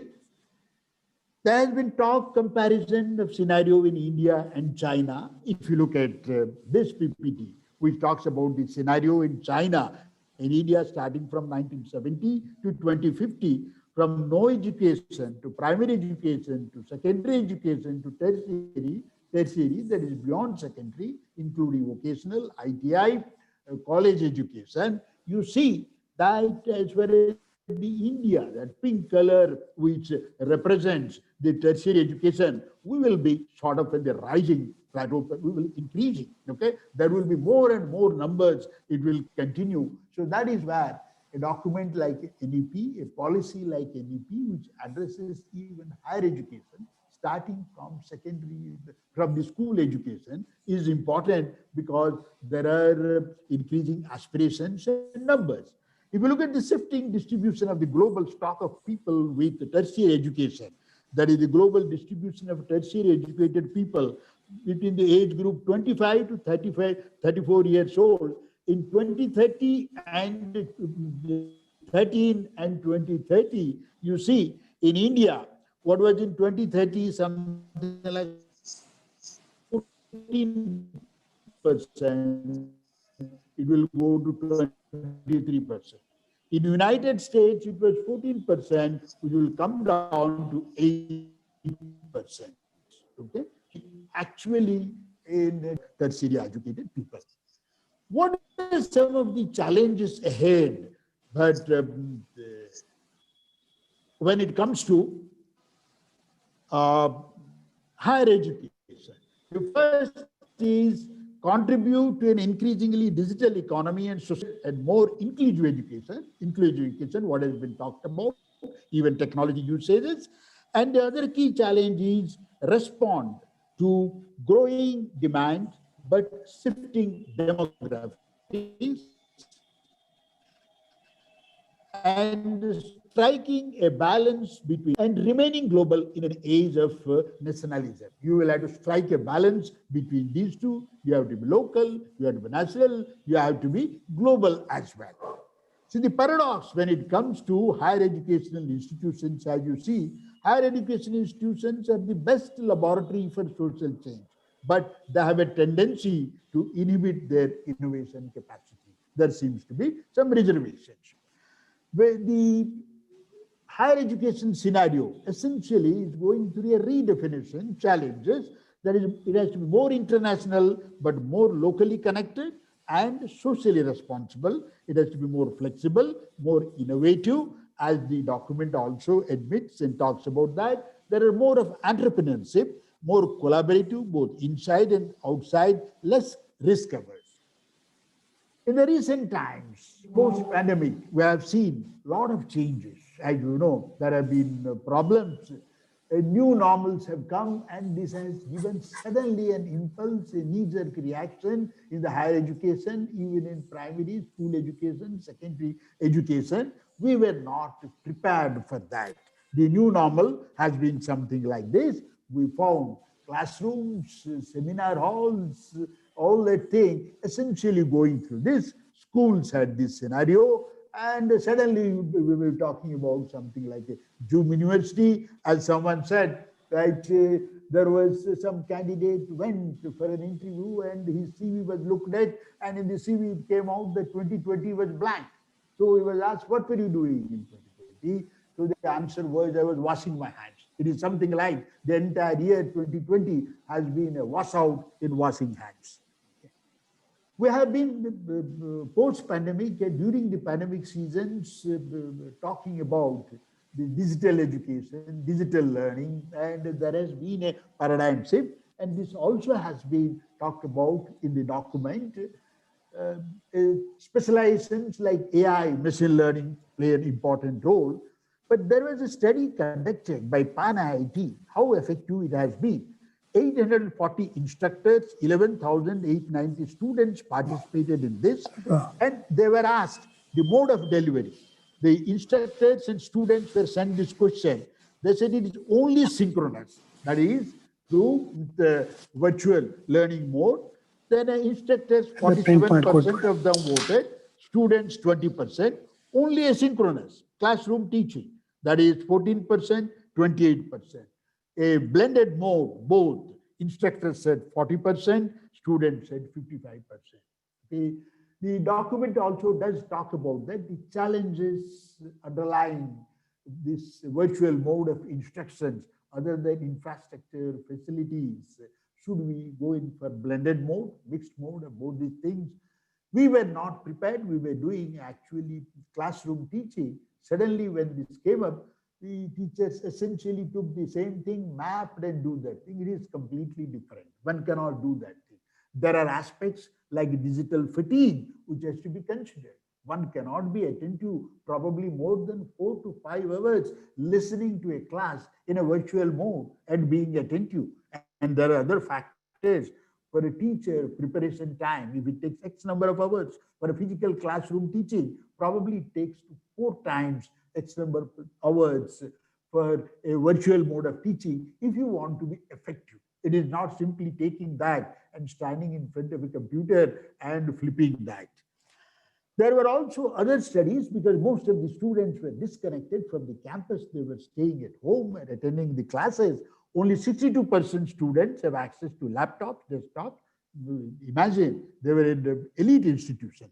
Out of the remaining 38%, 33% have access to smartphones. Smartphones are challenging to complete assignments, projects. Only 20% students have stable and good quality internet.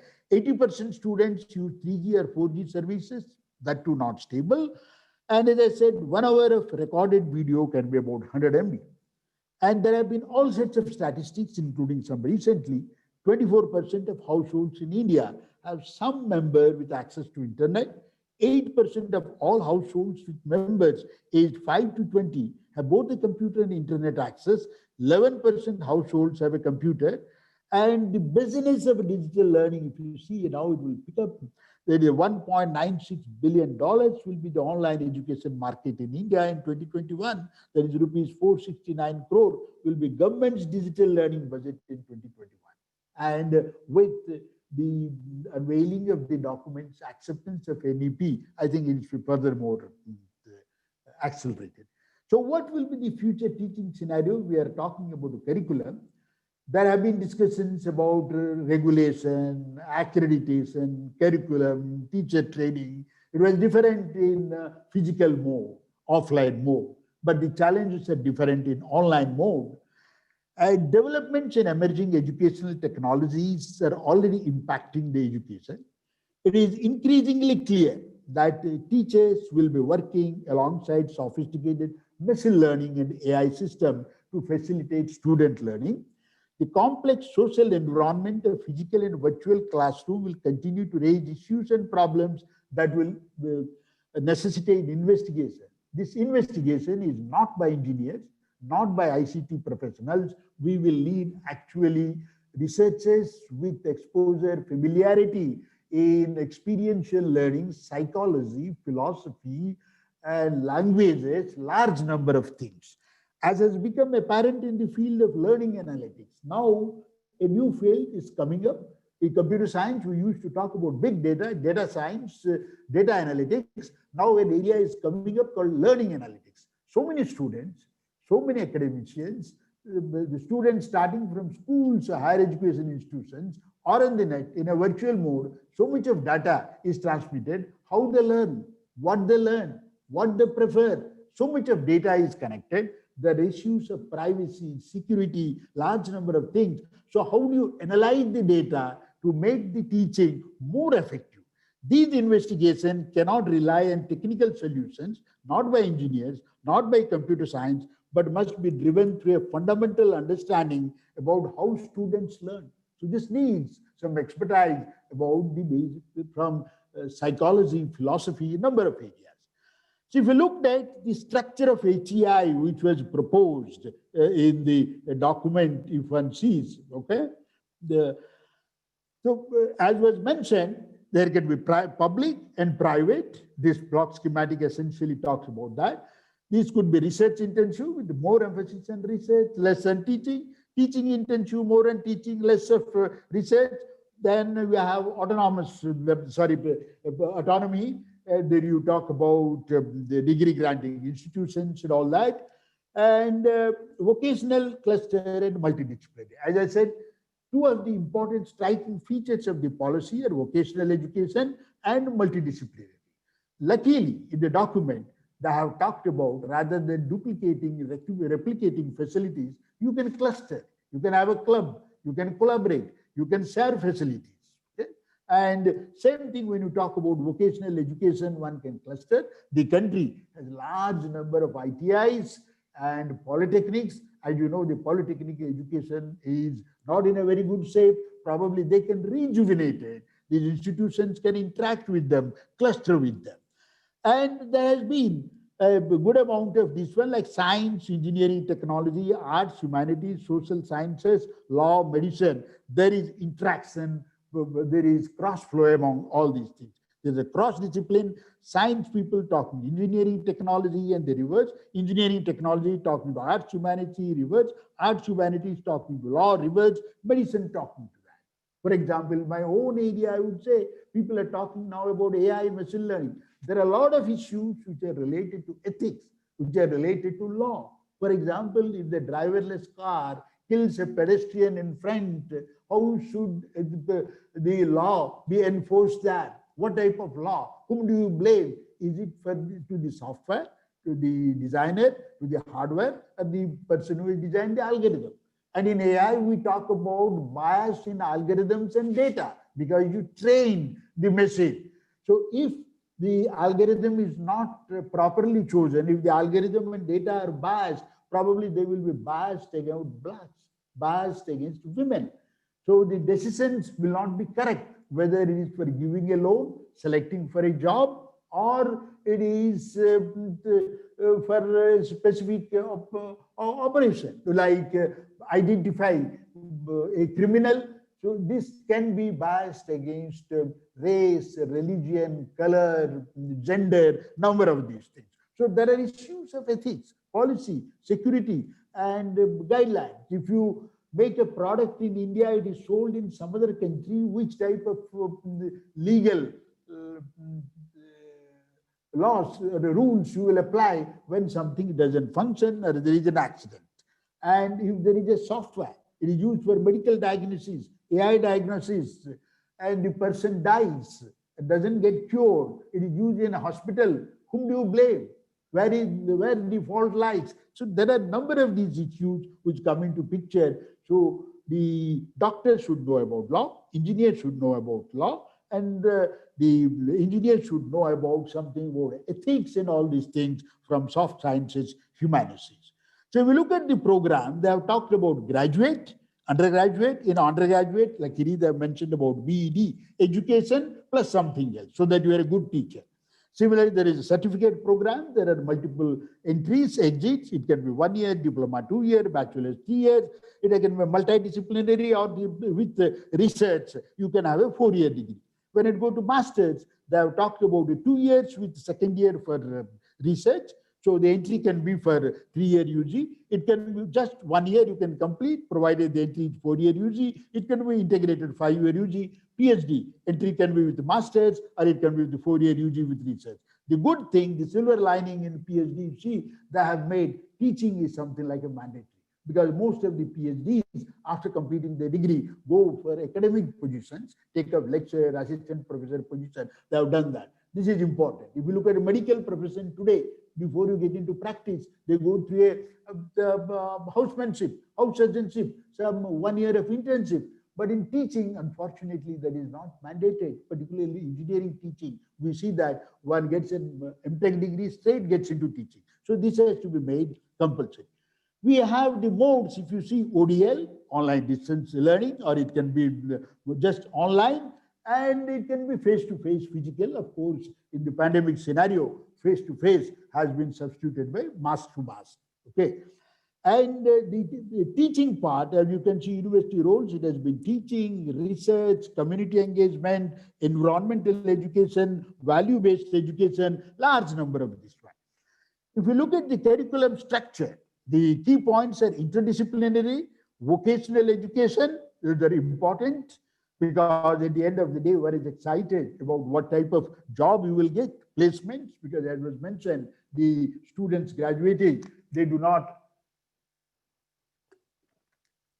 have right type of skills, community engagement, environmental education about climate changes, waste management, number of things, value-based education, local Indian language, bilingual teaching. That is where a lot of interaction is possible. I know in computer science departments, right in this country, we have IIIT Hyderabad, IIT Hyderabad, then IIT Madras, Indian Statistical Institute. They are doing a lot of excellent, very nice work in Indian languages. So we need gadgets for the common people in this country when we have 1.3 billion people in Indian languages where they can communicate, rather than using English only always to converge. So it has to be predominant. If you have these tools available, the extensive amount of interaction is required among computer scientists, engineers, technologies, ICT professionals, and those who work in natural language principles. Then the principle is again credit-based principles. And Indian arts, culture, heritage, the curriculum has been flexible and innovative, because when you say strong interaction among science, arts, humanities, liberal arts, engineering, technology. It is not simply copying a course, taking it, substituting. The students are not interested. We have to make it exciting. That is where the stakeholders' feedback has to be taken. The teachers, the board of studies have to exercise their minds. What type of applied skills are there? Why an engineering student should learn about ethics, or why the engineering should talk about music, why a music student should learn mathematics. There is a possibility, because by knowing a little bit of mathematics, doing some analysis, interesting things may come out. It is the other way. There is talk of internships with industry, business, artists, craftsperson. That is good. Academic bank of credits. You can sort of store these credits from different higher education institutes and get a degree. And the accreditation has been talked about. That is National Higher Education Regulatory Council. That is single point regulator for higher education, excluding medical and legal education, instead of having too many of them.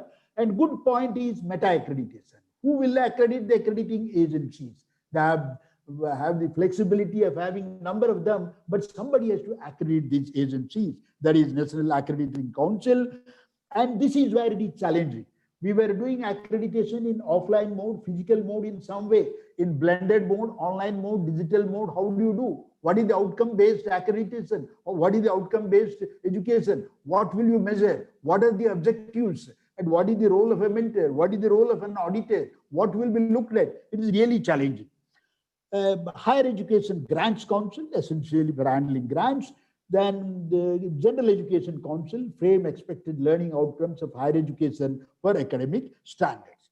So what is the road ahead? What one should be doing from this point? I'll quickly go through. There is certainly curriculum development, as was mentioned, which is very challenging. That is where we have to involve faculty members from across disciplines. This is one of the most important things. That is where you will need inputs from diverse disciplines. They should sit together. What should be taught in a science, physics, chemistry, math student? Why she or he should learn some basic components in the arts and humanities? What is required? What should be taught? It is not simply taking an English course, substituting that, but it has to be relevant to that. The application flavor has to come. Then only the students will take interest. Identification of institutions. See, this is another important thing. There are two approaches. You can start across the country in all higher level education institutions, all elite institutions, top institutions, central institutes, IITs, or you can have a hub and spoke model. You can have only select institutions which are ready, maybe top institutions as an experimental model initially, and see the success story. Then they will do hand-holding to other institutions in a hub and spoke model. Because doing everything in parallel may be really very challenging. One can start initially with some good institutions where they can experiment, you can see, and have periodic reviews and handhold and start other institutions. Faculty identification and training. You need to identify faculty members for these things, train them for this interdisciplinary culture, syllabi, okay? That is something important. We have teacher training institutions, but they were catering to different type of requirement. Infrastructure, what type of computing facilities you need, what facility you need, specification, development, budgetary requirement.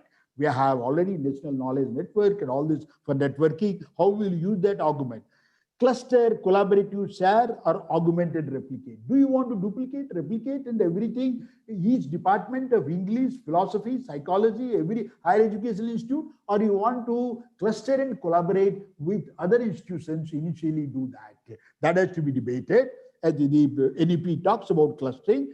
Clustering is desirable for interdisciplinary and vocational institutions. It is like a club model with common objectives. They can all form a club and start this. You need to come up with bylaws, statutes, regulations to manage this. And you should have a timeline chart, CPM, PERT, activity charts, and what is priority in that you should say. Do you want to do it in sequential methods? It has to be done, or in a parallel implementation. And what are the cross links and coupling? One has to come up with a network diagram or a flow diagram in these things. There has to be periodic physical and virtual reviews, and we have to collaborate with industries.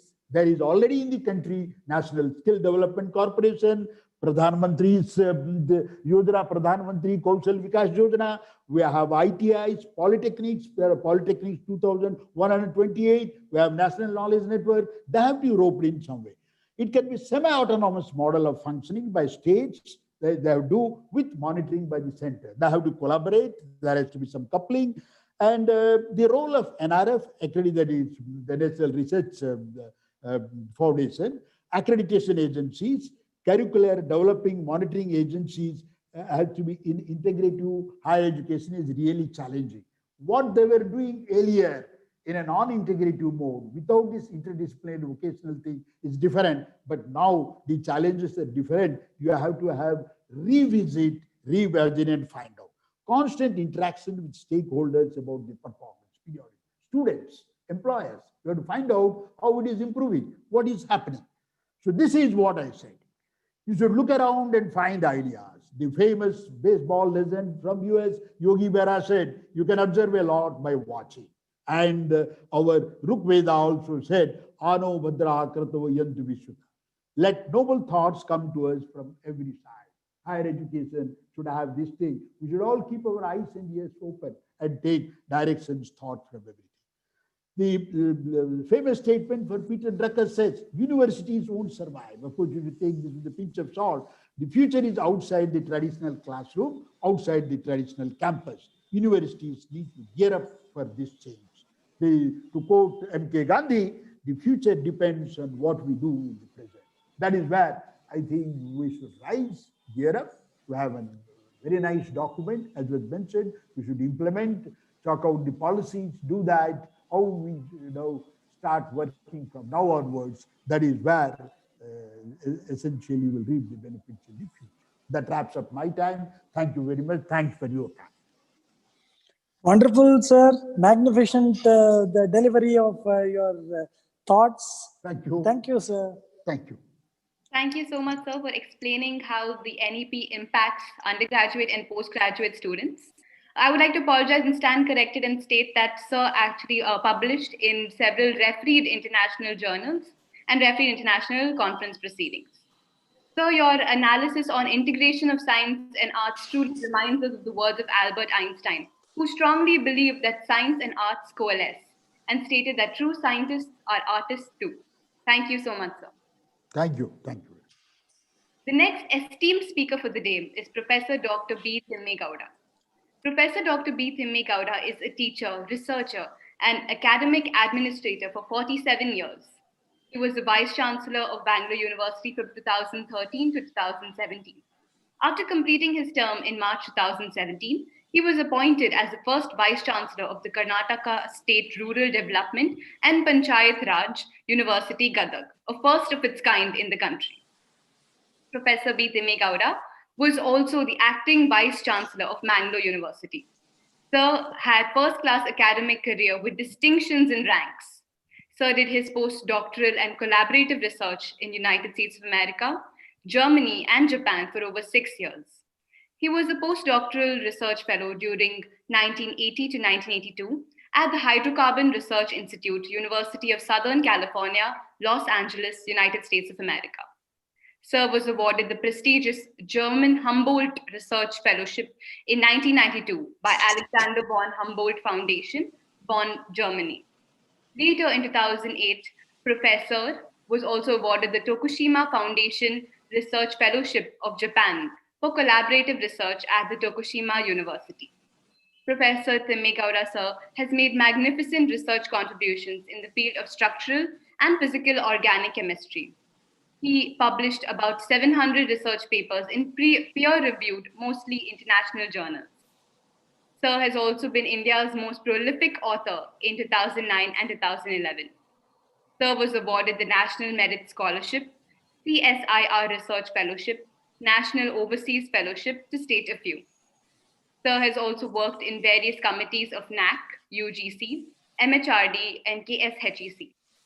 Sir is truly a stalwart in his field, and it is our pleasure to host him today. I kindly request him to address the gathering. Namaste. Thank you, Namaskar. for your kind words. Honorable Minister Suresh Kumar ji, Professor K.R. Venugopal. Am I audible? Yes, sir. Audible, sir. Audible, sir. If you use earphone, I think it will be much better, but you are Yeah. audible. Fellow panelists, distinguished guests, invitees, fellow teaching fraternity, other participants, and my dear students. I congratulate the Bangalore University, especially its Vice Chancellor, Professor K.R. Venugopal, and his team for taking the lead in organizing this program. And I also thank them for giving me an opportunity to share my thoughts. I have listened to the speeches of all the speakers. The first two, Professor Surappa and Professor Venkata Rao, have gone into the details of pros and cons of NEP, whereas Professor Patnaik gone into some aspects of general aspects of curricular structure and framework. I do not wish to go into those details. I wish to be more specific. As you may be knowing, the Karnataka government, especially the Department of Higher Education and Primary and Secondary Education, have taken the lead for implementing NEP.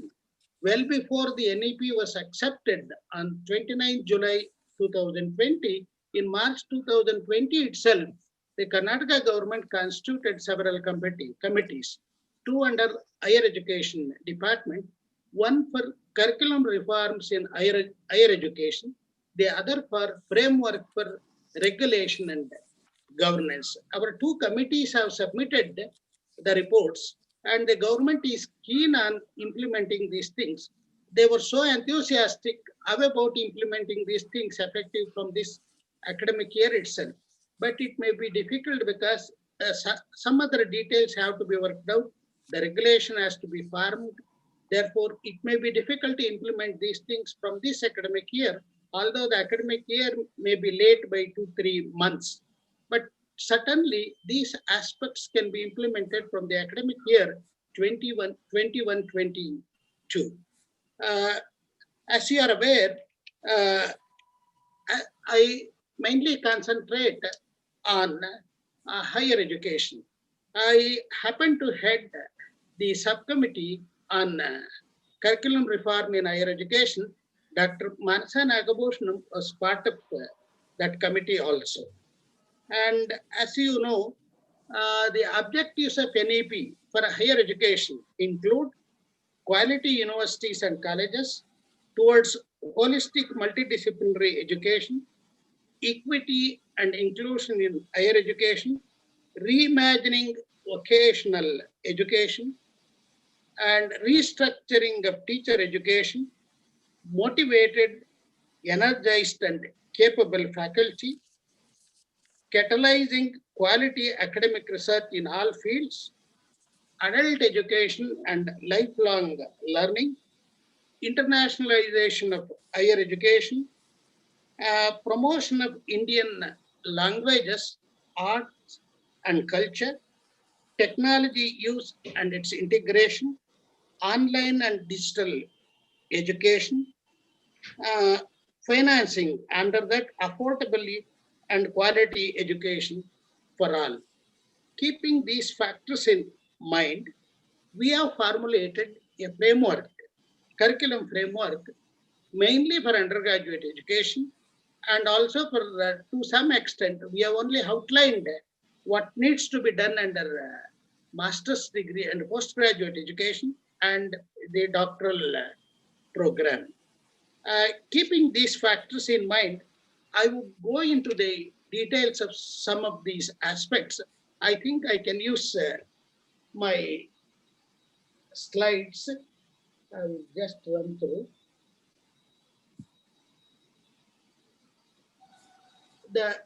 As I have already pointed out, moving towards a more multidisciplinary undergraduate education, revamping curriculum, pedagogy, assessment, and student support for enhanced student experiences, promoting imaginative and flexible curricular structures, offer multiple entry and exit points, thus removing a currently prevalent rigid boundaries and creating new possibilities for lifelong learning. The flexible and innovative curricula for all higher education institutions, they shall include credit-based courses and projects. As part of holistic education and employability of graduates, students at all higher education institutions will be provided with opportunities for internship with the local industry, business, artists, craftspersons, etc., as well as research internship with faculty and researchers at their own or other higher education institutions or research institutions. The most important component according to NEP, the introducing the research at the undergraduate program itself. Because as you will see, as I go on presenting the details, an undergraduate with 4 years undergraduate degree with honors will be eligible to enter the doctoral program, PhD program directly. Therefore, he can get into either the master's program, it would be a for 2 semesters, or an integrated program wherein if he doesn't want, the candidate is not willing to continue beyond 1 year, the candidate can as well exit with the master's degree or continue to get the doctoral degree, PhD degree. And the next slide. And the NEP says there may be 3 years or 4 years undergraduate degree, and it will have multiple exit options. And therefore, both 3 years and 4 years degrees can be integrated because it can be a common program because it will have exit option at the completion of 3 years or 6 semesters with the basic undergraduate degree. If one completes the 4 years undergraduate, multidisciplinary undergraduate program, the candidate would get the undergraduate degree, but nomenclature is had to be decided by at the national level. It may be called BS, maybe BA or BSc, whatever it is. This is in contrast to the present pattern we have for BA, BSc, BCom, BBA, etc., wherein we have 3 years program, whereas in engineering we have 4 years program, and of course medical education has been taken out from this general education part. They will have different regulatory authorities and standard setting bodies. I would not go into the governance and the structure part of it. And here, a multidisciplinary undergraduate education, it aims at holistic education and to improve the employability of our graduates and to integrate vocational education into general education, and also to integrate the teacher education into general education. Here afterwards, there won't be any separate B.Ed colleges. All B.Ed educational programs will be conducted in multidisciplinary institutions, in all regular colleges. We have formulated several structures. In one of the options, you would see the candidate can opt for 2 disciplines. Out of these 2 disciplines, the candidate can opt for one of the subjects, maybe physics, maybe chemistry, maybe mathematics, maybe history, economics, management, or commerce. In addition to that, you can also opt for education, continue with the both disciplines along with other, I would give the details, along with other courses.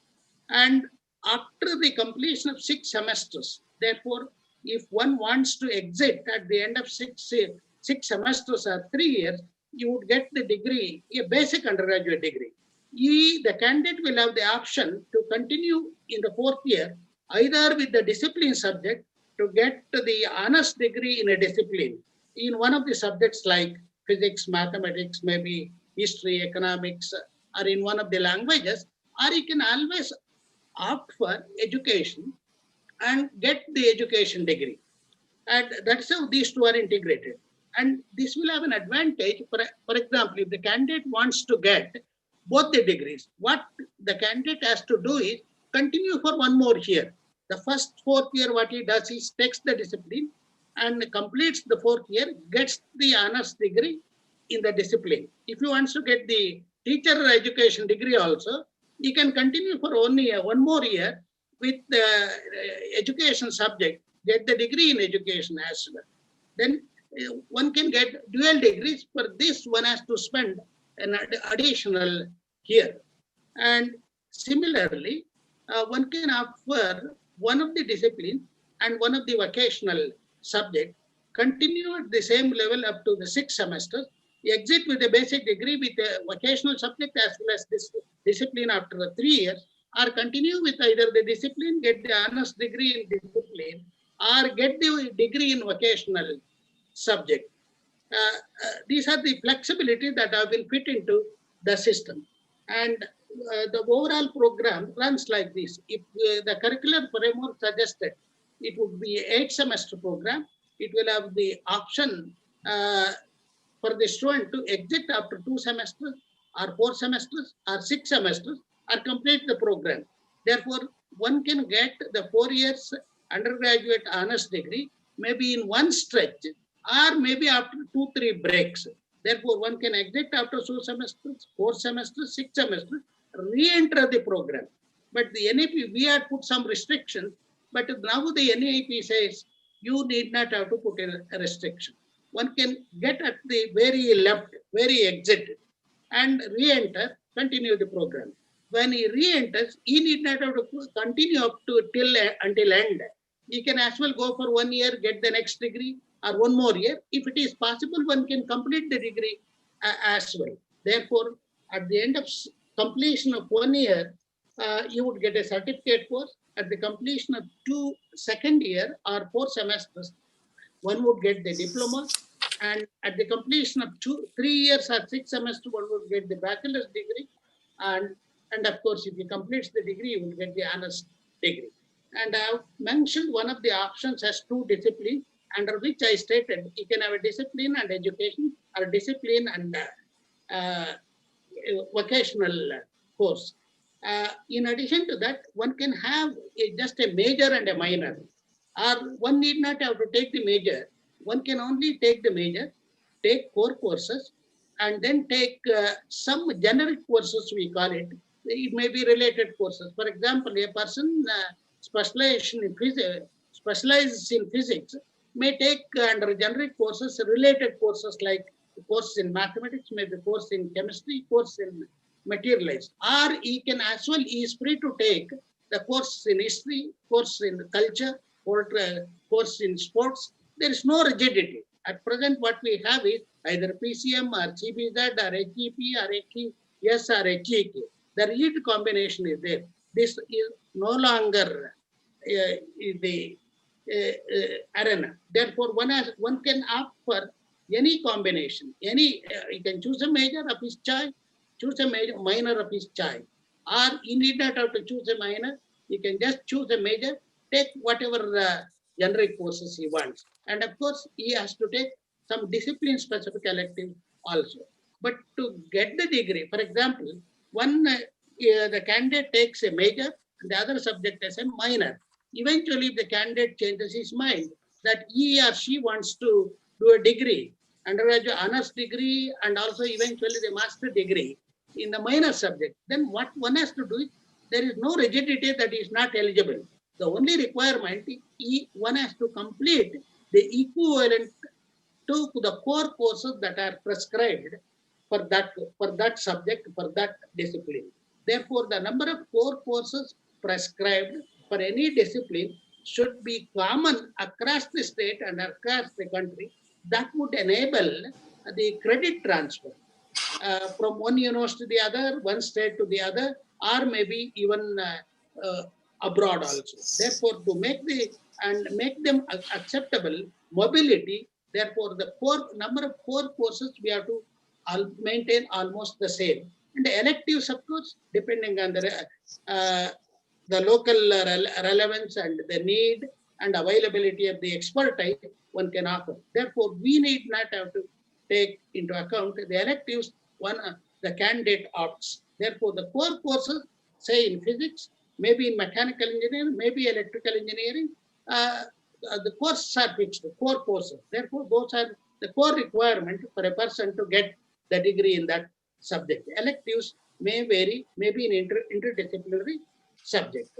An academic bank of credit shall be established which would digitally store the academic credits earned from various recognized higher education institutions so that the degrees from an higher education institution can be awarded taking into account credits earned. Therefore, to get a degree, it is not that the candidate has to take all these courses. What is the requirement for a candidate to get the degree in that discipline? The core courses taken should be common.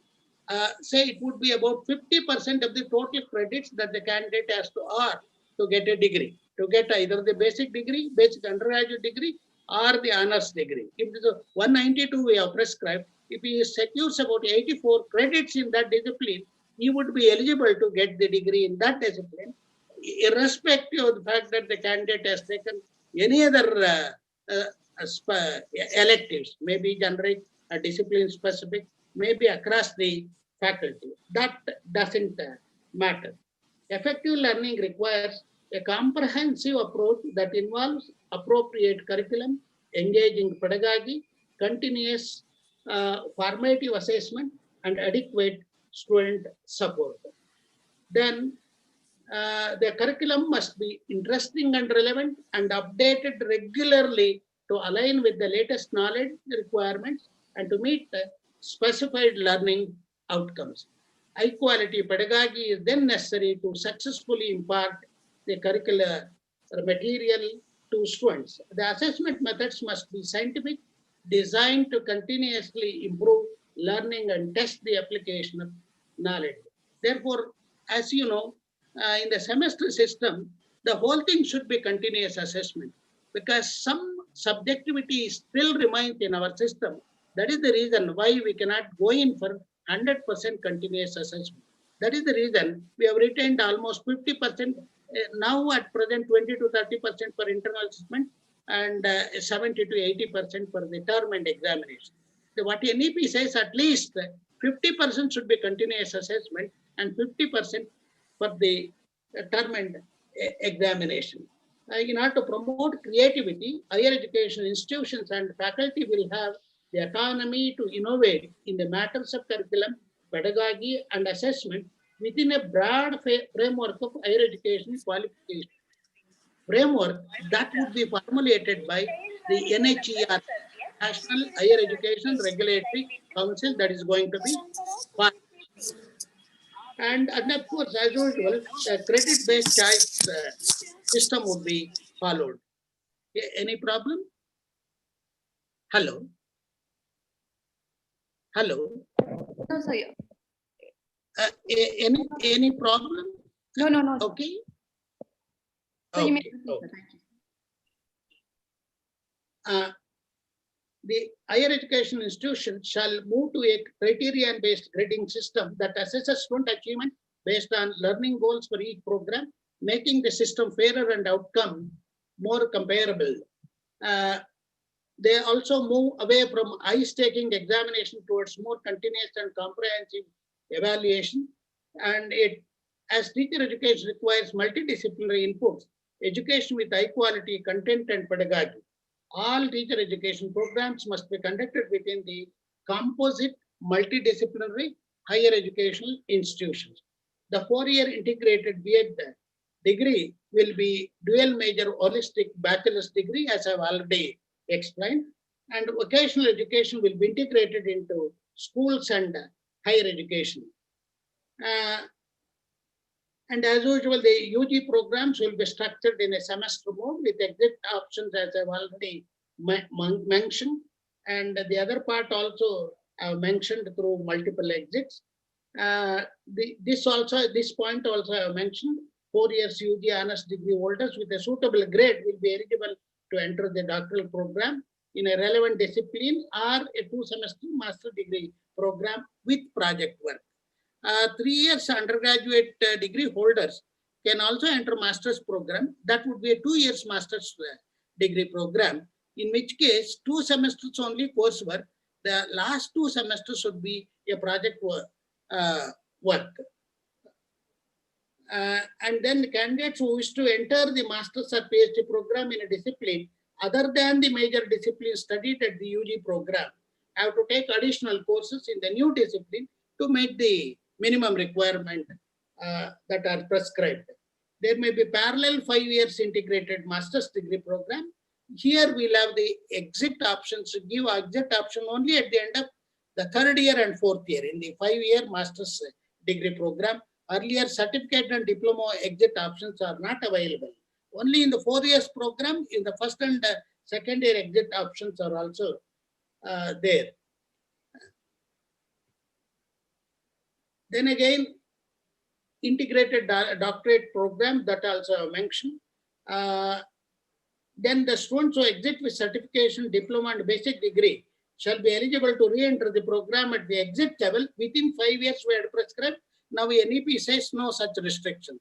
Then they can enter, probably there is no rigidity even after 5 years or 10 years, but they have to continue with the existing courses there from that year onwards. That is the requirement. And the multidisciplinary UG program will help in the improvement of all the educational outcomes with a flexible and imaginative curricular approach. A range of courses are offered with rigorous exposure to multidiscipline and areas while specializing in 1 or 2 areas. The program shall fulfill knowledge, vocational, professional, skill requirements alongside humanities, arts, social, physical and life sciences, mathematics, sports, etc. Then the curriculum combines conceptual knowledge with practical engagement and understanding that has relevant real-world application through practical laboratory or field work, internship, workshops, and research projects. A few courses are common to all students which contribute to the breadth of study. That is the core courses I have already mentioned. The areas of specialization which the students are required to choose are either 1 or 2 disciplines. This also I have mentioned already. Here there is no restriction. If one majors in physics can take minor in history, economics, maybe culture, maybe sports, in whatever subjects in which he is interested in. Therefore, that I have also mentioned. Skills shall be explicitly integrated, highly visible, taught in context, and have explicit assessment. Because the most of the time what happens is for vocational degree, it is very difficult to, most of the time, there are exceptions, very difficult to get good students because a stigma is attached. It is like ITI sort of thing and equivalent at a higher level. Therefore, to eliminate that stigma, if it is integrated with general education, it will have the flexibility for the candidate either to choose vocational education and discipline also. Even at a later level, he should have the option to switch over from vocational education to discipline education or vice versa. That sort of flexibility is fit into the system. The skills shall include abilities in language and communication, working in diverse teams, critical thinking, problem solving, data analysis, and life skills. Students shall be given option to choose courses from a basket of courses which the institution is capable of offering. There shall be no rigidity of combination of subjects. This also I have already mentioned. Here I have just mentioned 4 alternate options. What are these 4 options?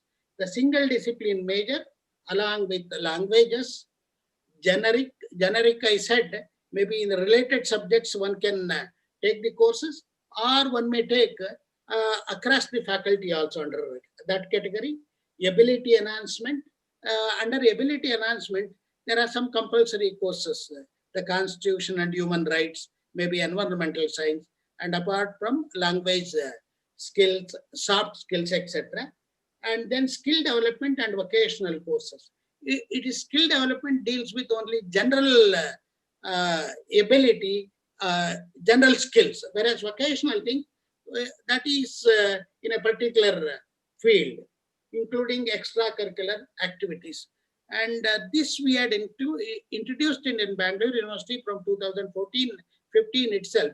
There we have made provision for only 2 credits, whereas here they have to take these courses for 8 credits. Therefore, they are an integral part of it, extracurricular activities. Therefore, this option 1 is suits maybe education, maybe commerce education, maybe management education, maybe engineering education. Whereas in option 2, one can choose one major and one minor. This whatever courses one takes under minor can as well be courses under the generic courses. There won't be clear, rigid demarcation between the two, but only the number of courses that the candidate has to opt varies from one option to the other. And in the third option, I set 2 major disciplines along with languages, generic ability enhancement, skill development, and vocational courses, including extracurricular activities. That is moving towards holistic education. That is the reason. And therefore, here, one moving towards the holistic education, other moving toward improve the employability. Both have been taken into account.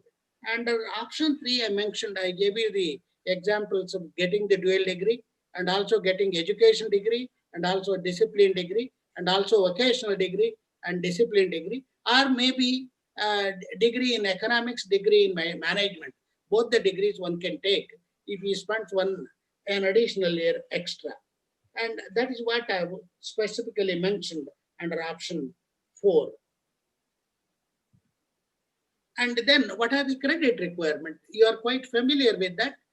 1 hour of theory instruction per week in a semester carries 1 credit. Therefore, that is equivalent to 15 hours of teaching per semester. Therefore, based on which generally about 24 credits in a semester. Therefore, to get a certification, one has to earn 48 credits. And to get the diploma, one has to earn 96 credits. That is generally about 24 into 4. To get the basic degree, one has to earn 144. Honors degree, undergraduate degree with honors, one has to earn 192 credits. Here we can be flexible. It's only the average of this we have given. We can mention the minimum and the upper limit. Therefore, one has to get at least earn the minimum credits, either to get a certificate or the diploma or the basic degree or the honors degree. Therefore, that can be flexible, that can be worked out. We are awaiting what would be formulated at the national level, because the nomenclature of degrees and as well as the regulation part is very important. Therefore, some regulation would be evolved at the national level. All of us should adhere to it. Therefore, we have to see that, keeping those things in mind, we have to bring in as much flexibility as possible. And what are the components of, I have mentioned them all right, and why we include these components in 4 years multidisciplinary undergraduate program. I have highlighted these things. The languages, what are their outcome, and foundation courses are ability enhancement courses, skill development courses are vocational courses, and major discipline core courses. These are essential. One has to get in order to get a degree in that discipline, one has to take so many, and we have specified 14 courses of 6 credits each. If it is in a practical subject with practicals, 4 hours per theory and 4 hours of practicals. Therefore, the theory carries 4 credits, practical carries 2 credits. Therefore, 6 credits, 14 into 6, 84 credits one has to earn to get a degree in that discipline. That is the requirement. The remaining out of 108 credits, you can earn in whatever courses that one can opt for it.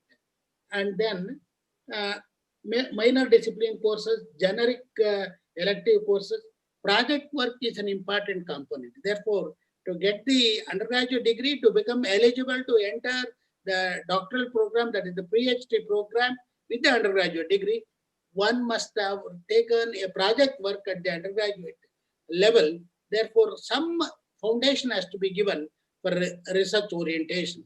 That is the reason. Otherwise, if one has not taken the project work, you will not be eligible. it doesn't mean that he will not be allowed to enter the PhD program. He can be allowed to do some project work, make up the deficit, and then enter the doctoral. Therefore, that sort of flexibility.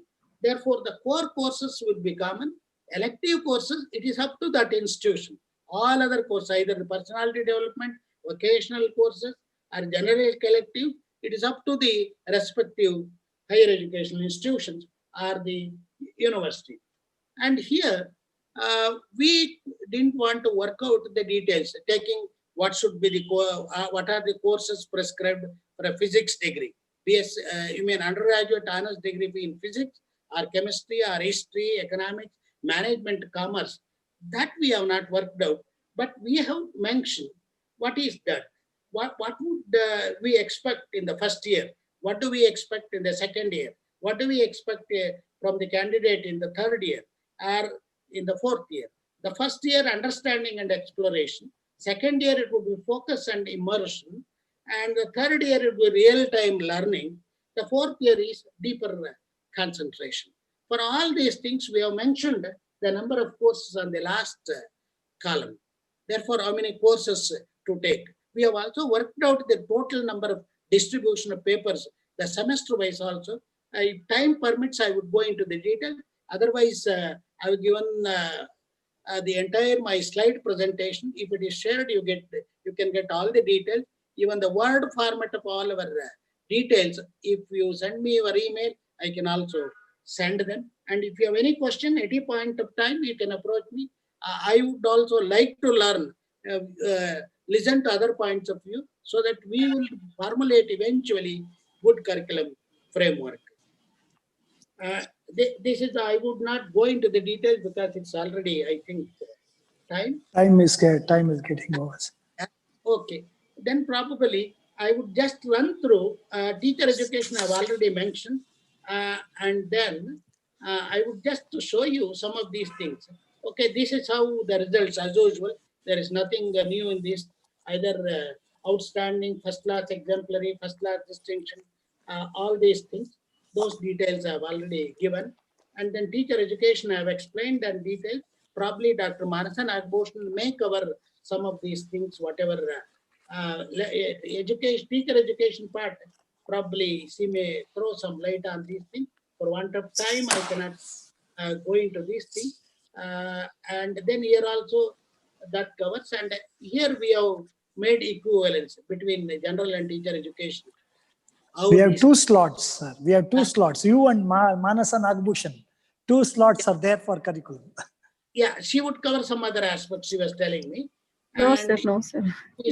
credit structure. This is how in language and in the teacher education also specialization is there. See, this is how, if you look at this, I don't know, if you go to the option A, I worked out the credits. Probably you can run through there. You go to the figures, you see option A, some credits distribution I have put. Yeah, next, still next. You go to the next one, please. Next. Option A I have written on the top. Still next. Still next. Still next. Okay, still next. Next, please. Yeah, you just see starting from next, still next. Next, okay. Starting from this C, how we have distributed the credits. Even paper-wise also we have given how many papers one has to take in core courses, general electives, discipline-specific electives, ability enhancement, and languages, extracurricular activities, occasionally. And you would see even the paper-wise distribution. Next slide, please. You just see how we have distributed papers also in 8 semesters. Here we have taken care to see that all these vocational general things are covered in the first 4 semesters, because certificate for the candidate who gets the certificate, he should get the general knowledge. Therefore, when he gets the diploma, he should have the comprehensive general knowledge part. That we have taken care of it while distributing the courses among the semesters. Then if you go to the next one, other option also we have given. If you go to the next one, you just see how these core courses and other things other option. And if you go to the still next, the paper-wise distribution also, CBSE scheme also we have suggested. And if you go to the option 3 also, you just see the number of courses how, and then still next, if you run through the number of courses how we have distributed, how the alternatives we have suggested, what is the credit hour load, etc. Probably in a specific seminar where experts in this field are involved, we can go into all the details, go into the, detailed discussion. We wish to elicit views from the stakeholders. This is only a preliminary document. A lot needs to be done. Therefore, once again, I thank the Karnataka government and Higher Education Department, Karnataka State Higher Education Council for taking the lead in implementing the national NEP. And also I thank the Bangalore University again for organizing this and for giving me an opportunity to share my thoughts. Thank you. Thank you. Wonderful, sir, for the detailed presentation of what we are going to implement in the next few months in Karnataka, sir. You will be I think will be in the forefront and with your leadership there to guide us, sir. Thank you, sir. Thank Niharika? Yes, sir. Thank you so much, sir, for highlighting upon the holistic nature of the policy and providing the in-depth analysis of the provisions and explaining to us how the policy will be implemented. Thank you so much. Thank you. Thank you. Thank you, sir. I would now like to welcome and introduce the next speaker for the day, Dr. Manasa Nagabhushan. Dr. Manasa is a professor in management and the director of International School of Business and Research. She is an executive council member of Central University of Karnataka, Kalaburgi, executive council member of CES. She is also a member of the subcommittee on curriculum to the task force for implementation of the National Education Policy, Government of Karnataka. Formerly, she was also the syndicate member of Bangalore University and the director for the Center of Education and Social Science. It is an honor to have you today, ma'am. I request you now to kindly address the gathering.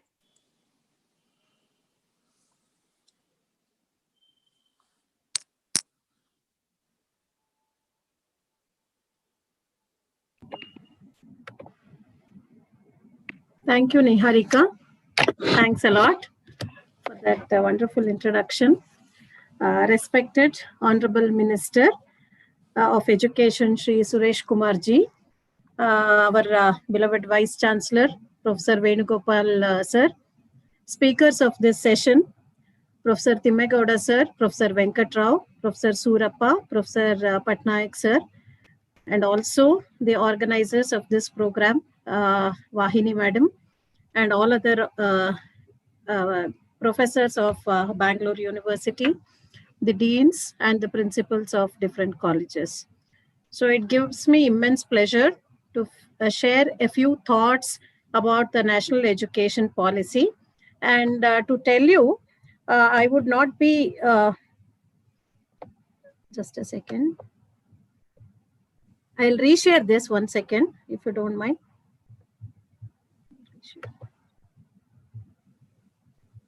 Stop share.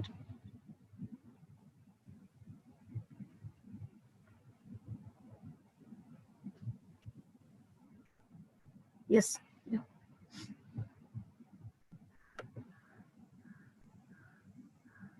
Excuse me, I'll be resharing it. Please don't share. I will be resharing.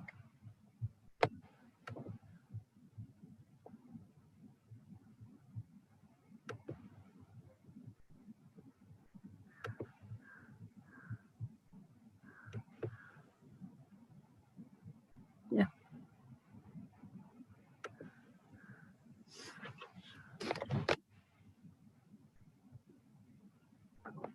Okay. Sorry for the delay. As Thimme Gowda sir said, I'll not be talking about the other part of what we have worked in the committee, but I would just, because all other speakers have taken very deep and very far. Okay, I'll just pull you back to the ground and I'll be talking about some certain basic things of the national education policy, especially relating to the curricular reforms. So I just wanted to have, though please don't consider it to be rhetoric, it is reality. I'm just going to read you a few lines. But way of alone, out by himself, beyond boat and shore, he was practicing. 100 feet in the sky, he lowered his webbed feet, lifted his beak, and strained to hold a painful, hard-twisting curve through his wings. The curve meant that he would fly slowly, and now he slowed until the wind was a whisper in his face, until the ocean stood still beneath him. He narrowed his eyes in fierce concentration, held his breath, forced one single more inch of curve. Then his feathers ruffled and he stalled and he fell. So this is a few sentences from Jonathan Livingston Seagull. Whatever I have captured here just talks about an experiential learning. What is required for us today, or what our children and our grandchildren would be expecting, is that they are in an environment of learning where they can learn by themselves. So what is required is a freer environment, a learner-centric environment, environment which provides them to experience what they are learning. So this is about the Jonathan, which is a seagull, which is practicing by itself. Nobody there, no one is teaching him, but still he is trying on himself as to how he has to fly high, has to lower or spread his wings. So these things he is learning by himself. Okay, so this is one example that I wanted to tell you.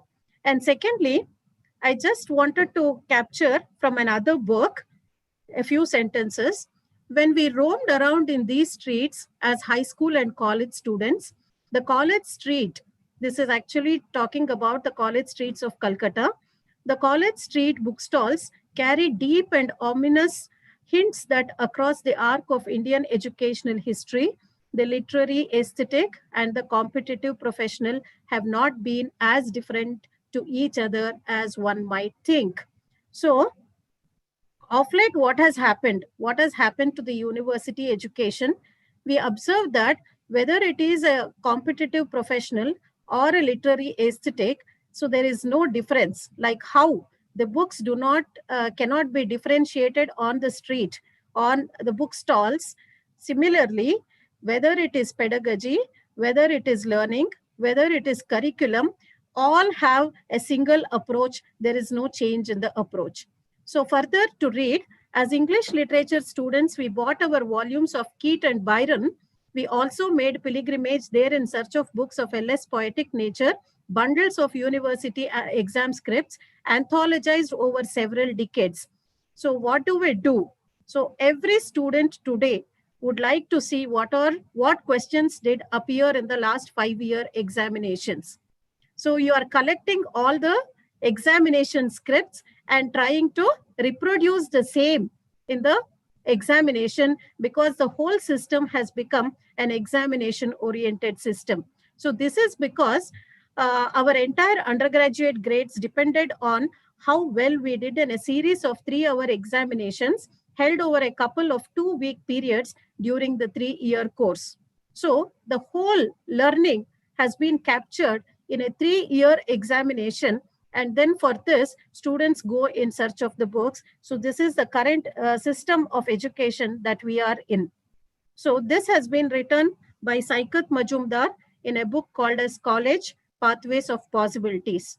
So when we look at this, what we want for our children, what is that we are expecting? We are all teachers, we are all professors, we are all principals of institutions. So we are all researchers. Okay, so what is that we are looking for our children? Are we dreaming of these? Okay, can our children recognize their true potential? So what is happening? Are our children or the people who have entered, even if you take the millennials, so are they recognizing their true potential? In such a case, what is the happiness quotient that is there in the country? Will our children be able to learn according to their age? So age-specific learning, are they able to do it? Because we see that an LKG child is forced to sit in front of the computers and learn so many things. And we ourselves, we know how much we struggled with our children to do a lot of homeworks. Okay, so can our children choose their own paths of life according to their talents and interest, or something is thrust on them? Are they capable of their choosing their own path of life?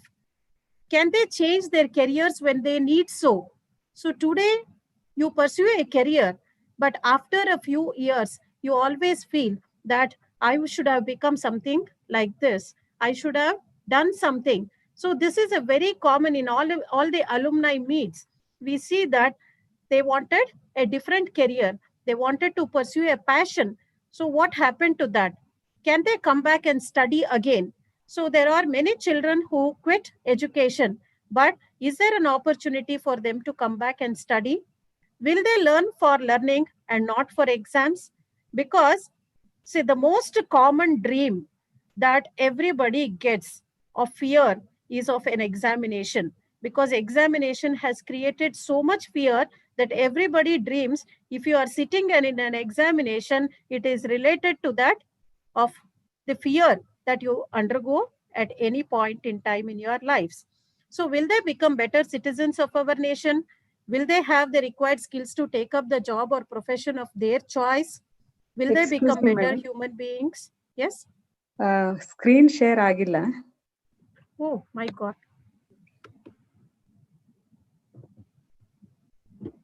Shall we From the beginning, is it? share the screen? Yes, yes. Shall I do it? Share Shall the I do screen. it? Oh my God. 1 second. It's You okay, should have madam. told me, no, yeah? It's okay. Just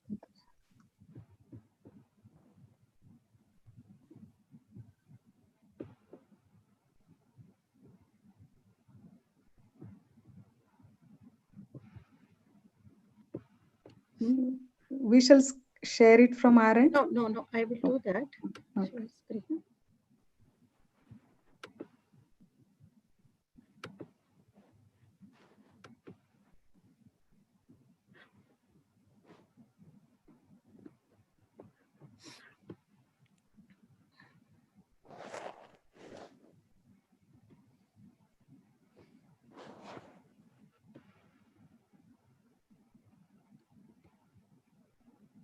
I could go to Zoom only when it's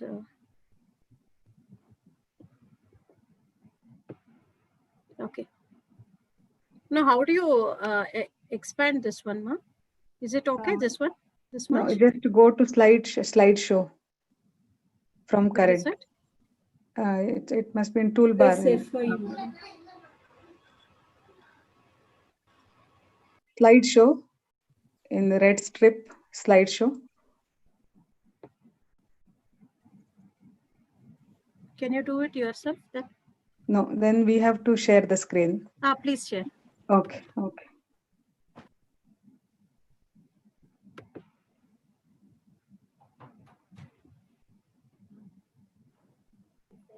You go ahead, madam. Meanwhile, we will share the screen. Yeah, it is shared now.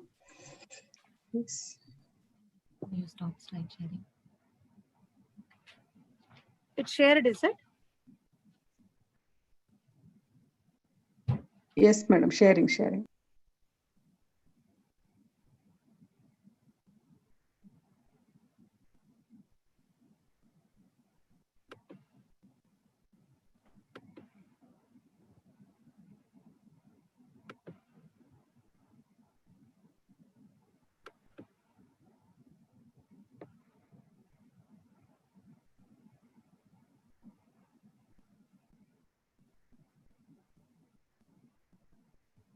The screen is shared, madam. Yeah. Okay. Fine. So, sorry about this.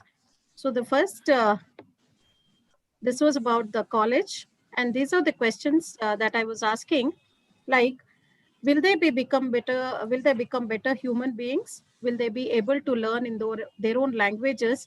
Can they adapt to technology? Next slide, please.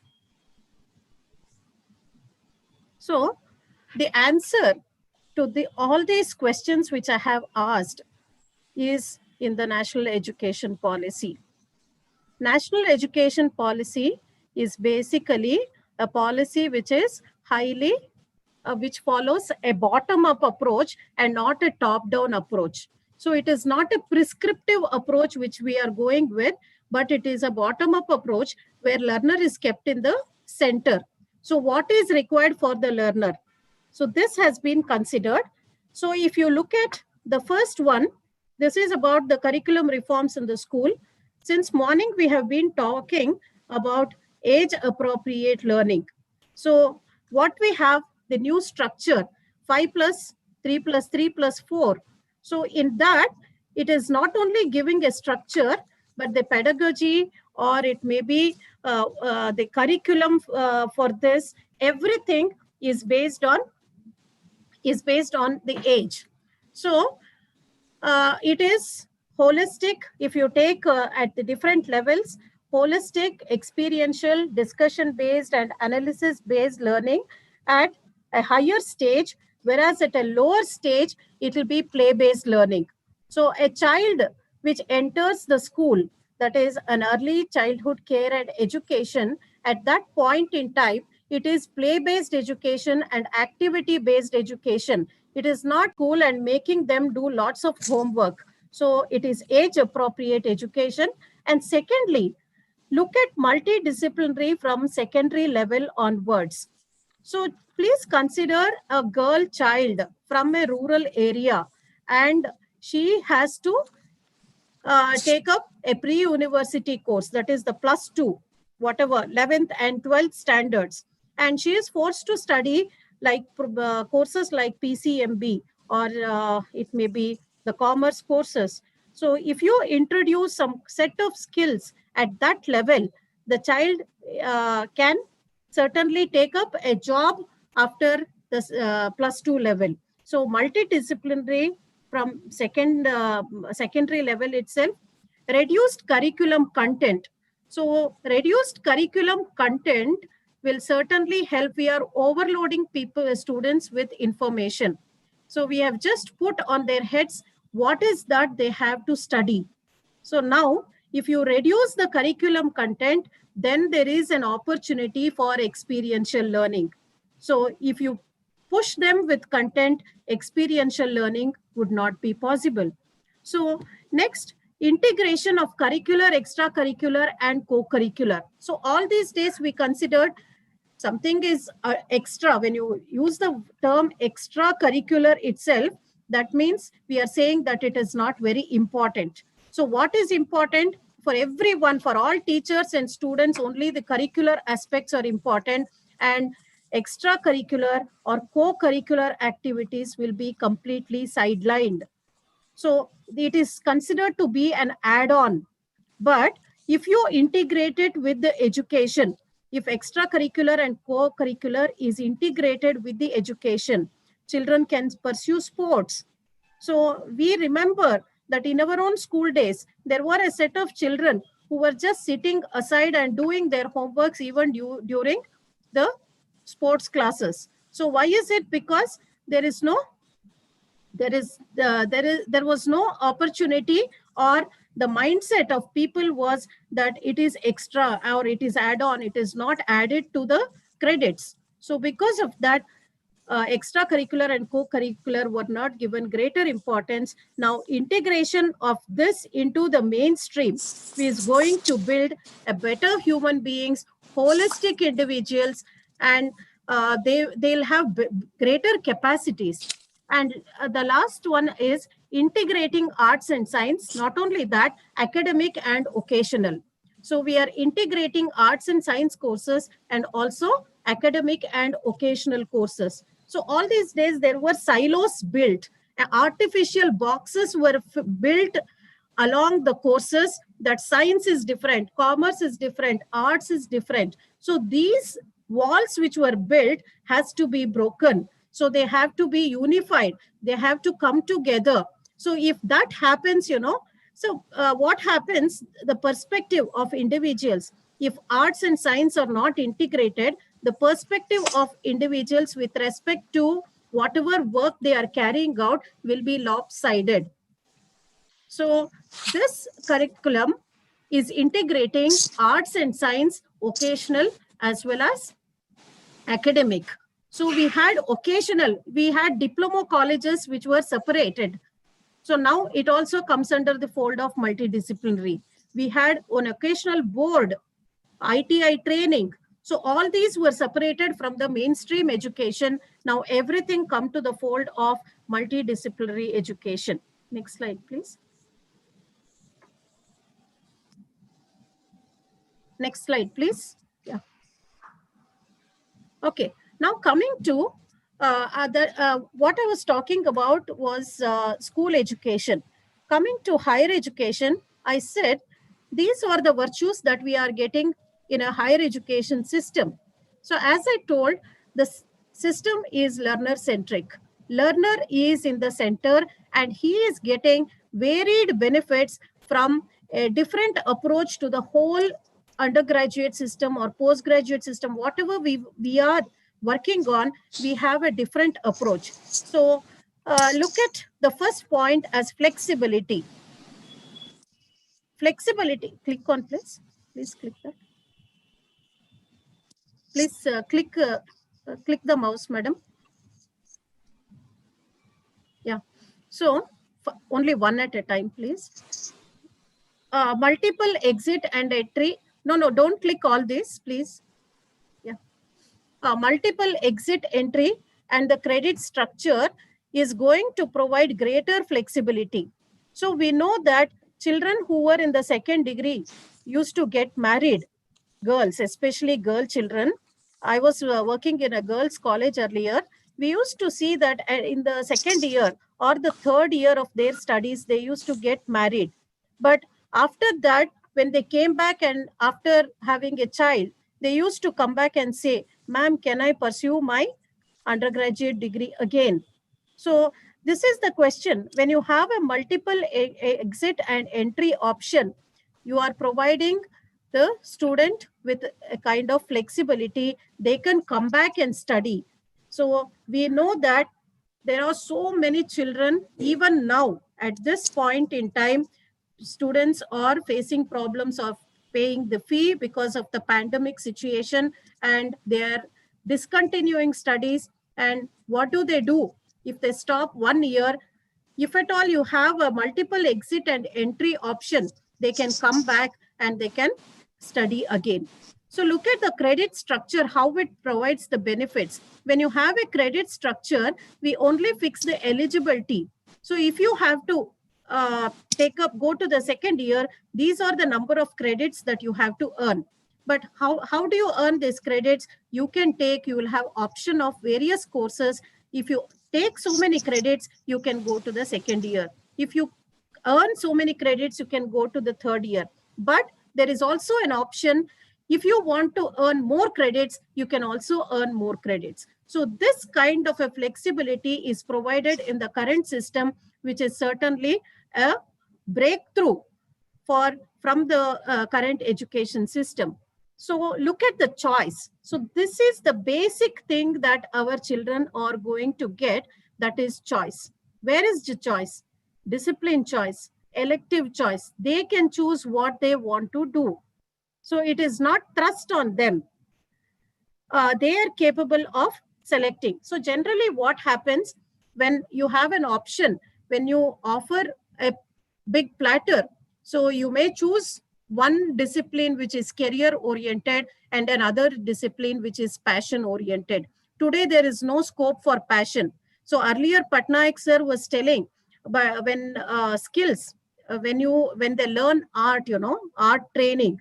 So what is the benefit of art training?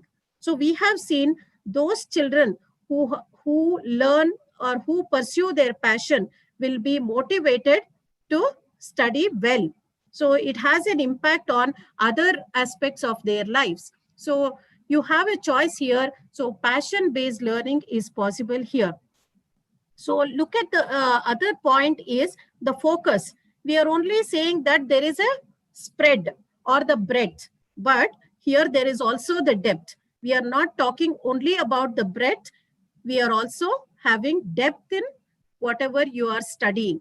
Focus, you have a major, you have a specialization, you have honors degree wherein you can go deeper and deeper. Deeper concentration is possible through this multidisciplinary education. Not that you become a jack of all and master of none, but there is possibility that you are into different jack of all trades, but you can also be a master of one of the disciplines that you have chosen. So coming to the fourth aspect, that is the skills. So here, skills, we are talking about two kinds of skills. So when we reviewed all the curriculum of various universities, we were seeing that there is lack of skill integration in the curriculum. Faculty find it very difficult to impart skills in the class because there is an overload of content. So disciplinary skills specific to a particular discipline, there are a number of skills which needs to be integrated. So this multidisciplinary approach will enable you to integrate disciplinary skills. And secondly, some of the skills are transferable skills. So what are these transferable skills? For example, if I am good at Excel, if I am, for example, sir was talking about analytics, right? So, or artificial intelligence. What is the application of artificial intelligence? It is applied in almost all the fields today. So they are transferable skills. It is common Manasa, we are across running all short disciplines. of time. Yes, sir, I will finish it faster. Yeah. Another 2 minutes? No, 5 minutes, sir. I'll take another 5 minutes. Okay. So transferable skills are skills which cuts across all the disciplines. So this skills, the student will be able to not only choose a career at any point in time, even after completion of 1 year, because he has transferable skills. So today, recruiters are not asking for discipline specific skills. They are asking for transferable skills. They will not ask you what discipline you have studied, but they will look into how well you communicate, how whether you can synthesize your ideas, how you can speak. So these are the skills that they are looking at. And then next, click please. So deep knowledge, please click the mouse, please, those who are handling. Deep knowledge. So here research. So as Thimme Gowda sir already told that research has been integrated in the undergraduate education itself. So research has a different set of competencies that an individual gets about critical thinking, going deeper and deeper in a lesser and lesser concept. So this is possible through the multidisciplinary course. And the next one is, please click career. So here, one thing which I wanted to tell you here is, one is skill-based jobs, and secondly, change in career. See, for example, now at the age of 50 years or 45 years, I want to change my career. It is possible because you have been trained in multiple disciplines and not necessarily one single discipline. So these are the benefits of multidisciplinary approach. You can see that there will be increased levels of motivation, a very high adaptability to situations, because you will have a holistic perspective, you have a breadth of knowledge, your creativity will be at the highest, and synthesizing would be possible. So lastly, I would like to just close. Madam, please go to the last slide. Last but one slide. Yeah, this one. Please, before this. Yeah. So moving ahead, what is that we have to do about this national education policy? Why I'm telling you is this, because there is a role for all of us to play in the national education policy, being the stakeholders of the national education policy. See, first thing is, I'm very happy that a number of universities and colleges are driving today about the national education policy. What are the elements of the national education policy? We have to acclimatize to national education policy, get clarity, and shed apprehensions. So we see Another in the 1 chat minute, box, there are, Manasa. yes, sir. There are a number of questions which are being posed. So please go through the policy and see to it that what role you can play. So when you evaluate how it can benefit, then we will know how to implement it. What are the challenges of implementation and what changes have to be brought? So think through the process and start implementation at your level. So what starting implementation at your level is that I appeal to all the principals, all the teachers now to just start thinking in this direction that it is going to be multidisciplinary, but don't have the apprehension. Don't have the apprehension, but start working, start acting on at your level how to empower yourself for a multidisciplinary program, to educate other children, other students and parents about this. So we all can contribute in the effective implementation of national education policy by building a proper ecosystem in the whole country to make NEP a reality. Thank you so much. Wonderful teacher, Manasa, wonderful teacher. The way you presented, it is a good pedagogy Oh, thank you, sir. training. Okay, good. Niharika? Yes, sir. Thank you so much, ma'am, for elaborating upon how the well-rounded, learner-centric national education policy will benefit students to make them more able and confident citizens of our nation. Thank you, ma'am. It is now my proud privilege to call upon the Honorable Vice-Chancellor, Professor Dr. K.R. Venugopal sir, the pillar of support of Bangalore University, who has played a vital role in bringing education to our virtual platforms. His dynamic and futuristic ideas, much like the national education policy itself, will most certainly transform education. I now request our Honorable Vice-Chancellor to render the presidential address. Thank you, Niharika. So we have come to the end of the program. This is a presidential talk, and then we'll take a few questions. In today's theme, structure and curriculum reforms in higher education, we had our primary and secondary education minister, S. Suresh Kumar, and we had Professor Surappa, Professor Venkata Rao, Professor L.M. Patnaik, Professor Thimme Gowda and Professor Manasa Nagabhushan.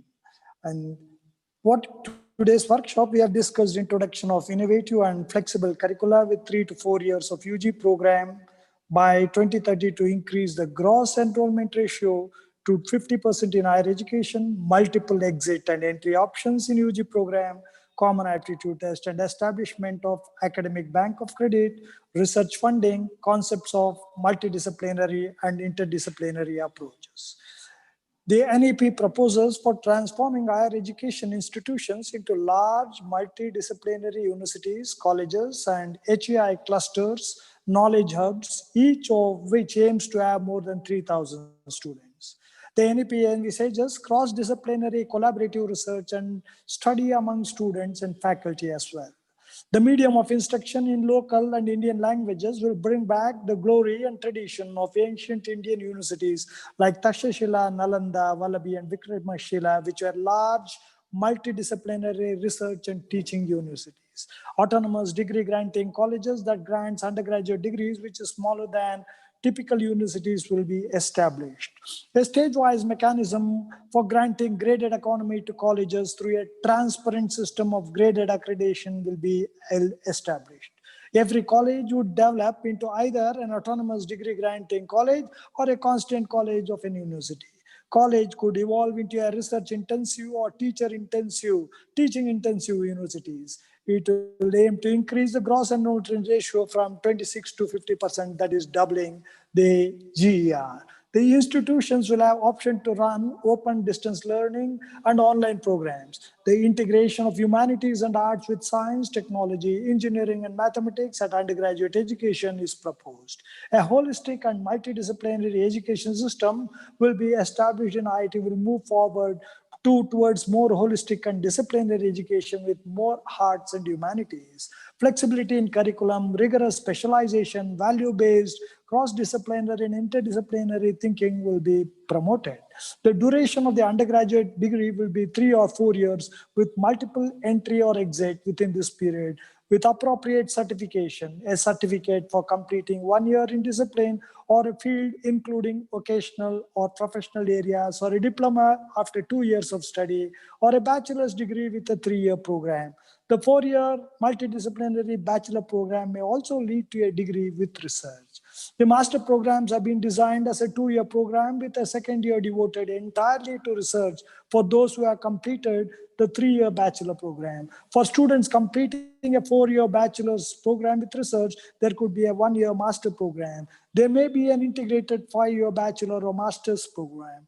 Undertaking a PhD shall require either a master or a 4-year bachelor program with research. Multidisciplinary education and research universities, that is MERU, are established on par with IITs and IIMs. This policy aims to overcome the social status hierarchy associated with vocational education and requires integration of vocational education program into mainstream education in all the educational institutions in a phased manner. By 2025, at least 50% of the learners through schools and higher education system shall have exposure to vocational education, for which a clear action plan with target and timelines will be developed. MHRD will constitute a national committee for integration of vocational education consisting of experts in vocational education and representatives from across ministries in collaboration with industry to oversee this effort. Some similarities of the present system NEP are 3-year duration of undergraduation remains the same. There is autonomy to innovate on matters of curriculum, pedagogy, and assessment within a broad framework of higher education. The choice-based credit system remains with minor changes. The differences in NEP are as follows. In the existing system, there is a rigid separation of disciplines, but now the present NEP proposes for a large multidisciplinary institutions and gradually phasing out the system of affiliated colleges over a period of 15 years through a system of graded autonomy. The present nomenclature such as deemed to be university, affiliating university, affiliated technical university, unitary university shall be replaced by only one single word, that is university, on fulfilling the criteria as per norms. The MPhil program shall be discontinued. Implementation of the NEP universities must encourage faculty for innovation in the teaching and research. Incentives should be given for their innovation by tenure track system. Promotion and salary enhancement should also be there. This will create the ecosystem for innovation. Our education system separated education from research. Almost 90% of the students who study universities do not get into research, and that includes even faculty. Everybody feels that PhD is the end of research. The fact is that there are 825 researchers per lakh in Israel, 423 people per lakh in America, 111 per lakh in China, and there are only 15 persons per lakh in India. We have to empower faculty to innovate in their service and teaching. The National Research Foundation wants to fund, encourage, and seed research in higher education institutions. In the current system, there is a gap between researchers, government, industry, and the NRF will bridge this gap. We live in the age of innovation, and National Research Foundation envisages extensive funding for conducting research. The future implication of NEP is reforms such as having a self-declaration system, bringing in a 4-year undergraduate program, replacing a cumbersome inspection system, and adding an additional 1 year after 12+3 to help the students to get eligibility for many top-ranked global institutions will remove unique barriers that Indian students have faced in the past. Increase in gross enrollment ratio and doubling it and will boost the economy and the per capita income. A common aptitude test for undergraduate admission will ease off the pressure from students to prepare for multiple exams. It will ensure a level playing field ground for all the students. The multiple entry and exit in degree courses will give a boost to occasional qualification and practical knowledge, which is the need of the hour.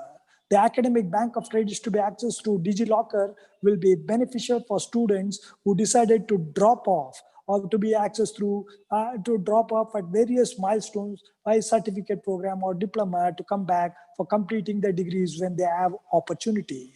The thrust on multidisciplinary education, which would include more of humanities and social science subjects at the IITs and IIMs, would strengthen the holistic academic needs of new generation of IITs and IIMs. Focus on research will foster a strong culture for innovation. Allowing Global Institute to set up campuses in India is also a positive move, as it will increase competition because it will open up our education system, and it will also help sustain high talent in the country, as students do not have to move out to pursue education. Our first speaker, Suresh Kumar, said that how we have to move from 10 plus 2, from 5 plus 3 plus 3 plus 4. We have to move from move to peer teaching, that each one teach one, and usher in a new area, new educational system, and say goodbye to the 1835 Macaulay myth of education in our country. Knowledge, skill is the fundamental to improving one's career, and we are very grateful. We are very grateful to Suresh Kumar for delivering his inaugural address. And one of the stalwarts in technical education, Professor M.K. Surappa, said that Kotari, San Petroda, and there were many in 1986, 1992, all these documents were there, but they did not give how we are going to implement, how we are going to be accounted. So a well-targeted timeline and accountability is the need of the hour. It is a very good policy. It is an interdisciplinary policy, multidisciplinary, interdisciplinary, transdisciplinary, cross-disciplinary, everything, and it is integrated. A very good policy document, but how do we implement is the challenge. And therefore, we should not bask in the glory of Nalanda and Takshashila. We have to look to other developed country models like China's techno-naturalism, USA's research intensivism, and inviting talent from abroad. That was the focus of Professor M.K. Surappa. Professor Venkata Rao said that Delhi may be the administrative capital, Mumbai may be the financial capital, but Bangalore is the administrative intellectual capital. Like Thomas Friedman, after traveling through Bangalore, said, the world is flat. The cause of impact of globalization is found in Bangalore. Bangalore is more of Washington, Shanghai, and New York. Alvin Toffler, he said in his book, Future Shock and Power Shift, there was muscle power in the 19th century and belonged to UK. The money power in 20th century belonged to USA, and the mind power will be in the 21st century. It belongs to Asia, that is China and India, and not Europe. And that you see with an example of Brexit. India is saying the demographic dividend will be harvested in a very near future, and a distinction between male and female will disappear. And India was an economic power in the first 15th century, and it will continue to be an economic power in future. He also said that we are moving from deprivation to development, and this document is sweeping in its vision, and it has no normal boundaries. There is mobility and flexibility. There is more choice. From no choice to we are moved to more choice, and philosophy of teaching, research, autonomous, and complete holistic education is found in this document. Education is not information, but it is a formation of human being. As Vivekananda put it, education is a manifestation of perfection in human being, but a perfect human being is God, and imperfection in God is human being. And his great saying has really impressed me. The teacher should cover the syllabus, uncover the syllabus, and uncover the darkness and get illuminated, not just cover the syllabus. And his 5 I's, India, internationalism, interactive, impactful, and inclusiveness, is one of the great important points that have to be noted. And I always said that we are to be centered. What type of centering is there? It should be learning-centric, student-centric, teacher-centric, institution-centric, research-centric, philosophy-centric, culture-centric, human-centric, technology-centric, and value-based centric. These are the centrism which you are telling. This is called Navami, that is centering should be across, all should be integrated into one, and that's what we find in this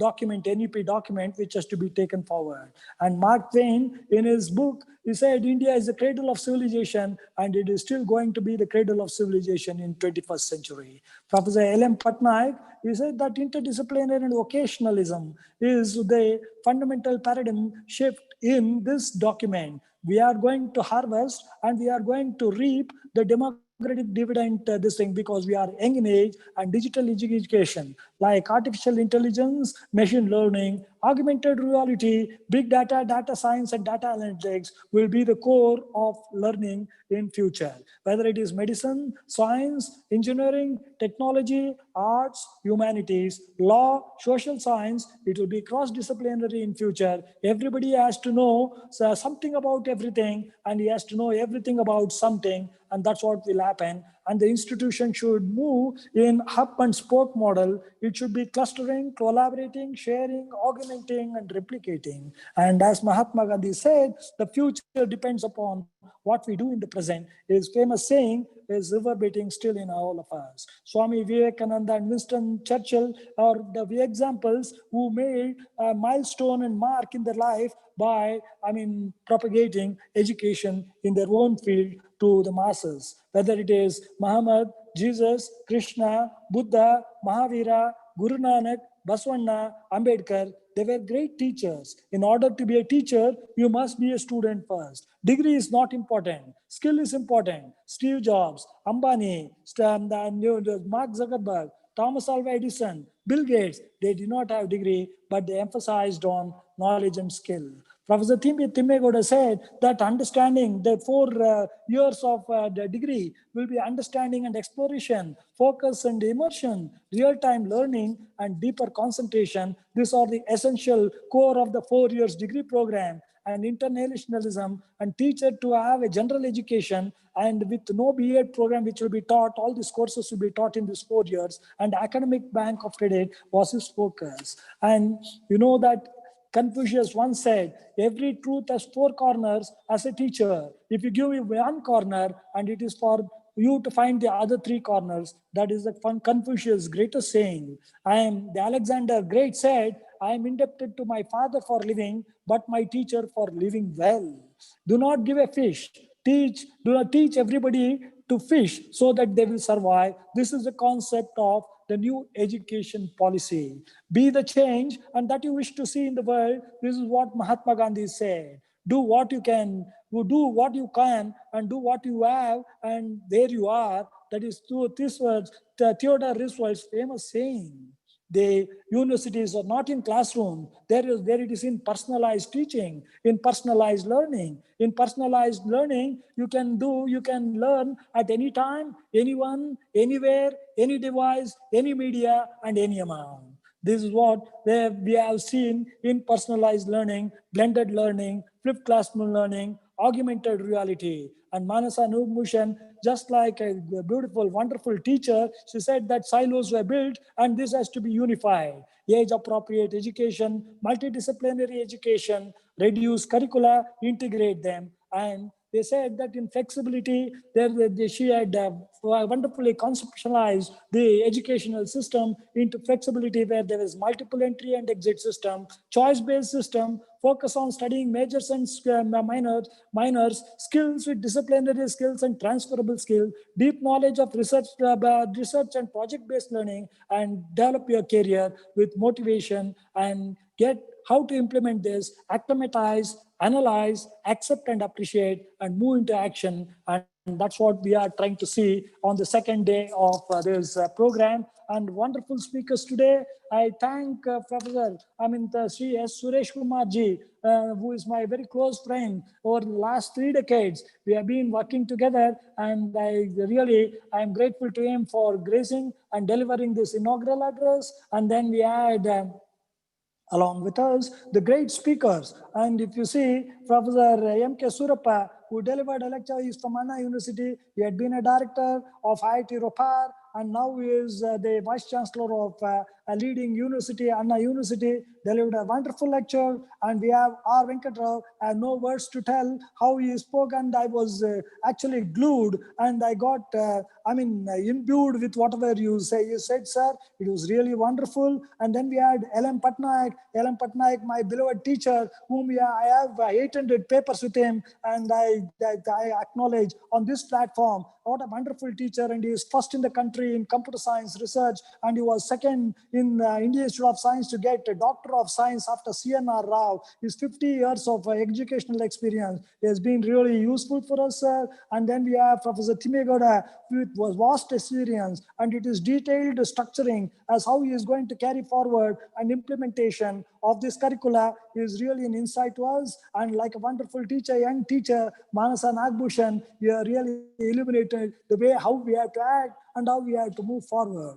I think I have covered almost all the speakers today, and it is really wonderful for me. It is an enlightening experience. Just like J.P. Rajaratnam once said, when you are a student, you learn from a teacher, and when you are a teacher, you learn from your students. And I am trying to learn from all my students, whether it is Satish, whether it is Rupa, whether it is Vahini, whether it is Niharika, whether it is Naman, and all the teachers and students who are participating in this program. They have really enhanced my experience and enriched my knowledge. Thank you one and all for giving me an opportunity to preside over this second day's program. You can continue with the question and answers. Thank you. Thank you so much, sir, for your profound views and also stating various important aspects of the national education policy and its future implications. I would now like to thank all the esteemed guests for enlightening us about the national education policy. I am sure the gathering has acquired a better and more profound understanding of the policy. However, the true mark of understanding comes from asking the right questions. With the permission of the panelists now, we will now proceed into the question and answer session. The first question is to all the panelists. It is, the evaluation of the outdated syllabus is true in applied sciences. However, but in basic sciences, learning the so-called old topics has a very important pedagogy and methodology, which is very relevant even today. Kindly comment on this. The question is to all the panelists. Any panelists wishing to speak may answer the question.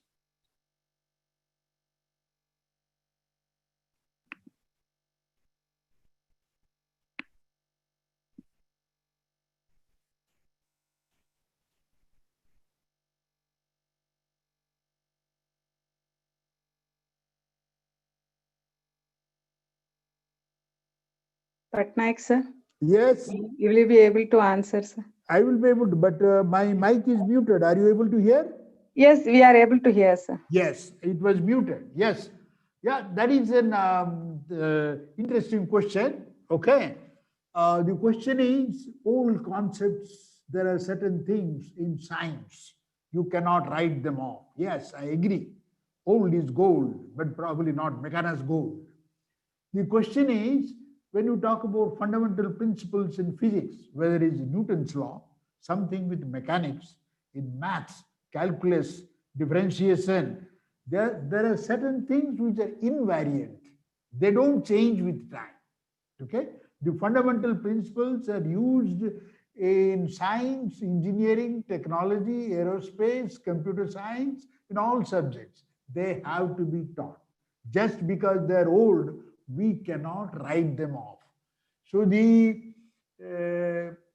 people who work on this, the board of studies, the people who work on the curriculum have to decide, as you said, structurally, if it is 1 year, 2 semester, or 3 semester, 2 year, 4 semester, 3 year, 6 semester, 4 year, 8 semester, what is entry, exit, what is a major, what is a minor, what are the basic things they should learn, and what should be core, what should be the elective. These are the things which have to be decided. We didn't have time to get into nitty-gritty detail. You can talk about all combinations: physics major, music minor, maths major, dance minor, economics major, law minor. You can have all combinations. It depends on the expertise in the clustering center, in the university, what we have. The old concepts are certainly important. It is the wisdom of the group which works on the curriculum, the board of studies. They have to decide, depending on the current scenario, the demand by the industry, the demand by the people who employ you as a teachers or in industry, what is to be taught. That is the role of the body which sets or chooses the curriculum thing. That is a very, very, very challenging thing. In fact, I didn't have time to get into that. It is a vast topic. What subjects should be included? What should be excluded? There are many topics, as the questioner really asked, which change with fashion. They are there today, tomorrow it is not there. For example, in technology, we talk about one programming language today, one concept today, one mobile architecture today, tomorrow it is not there. But the basic concepts never change. They're invariant. They must be taught. The question was in science, whether it's physics or maths or chemistry, these principles, because based on the pillars of foundation, the science, technology, engineering, everything grows. After all, what is engineering technology? It is applied science.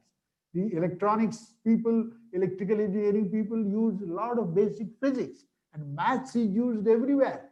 The people in materials, chemical engineering, they use chemistry extensively. So these applied things are there everywhere. So we cannot divorce them. Please understand. Did I answer? Yes, sir. Thank you so much. The next question is, can engineering and architecture students be given compulsory rural services like medical students? Would this be beneficial? Manasa ma'am, can you answer?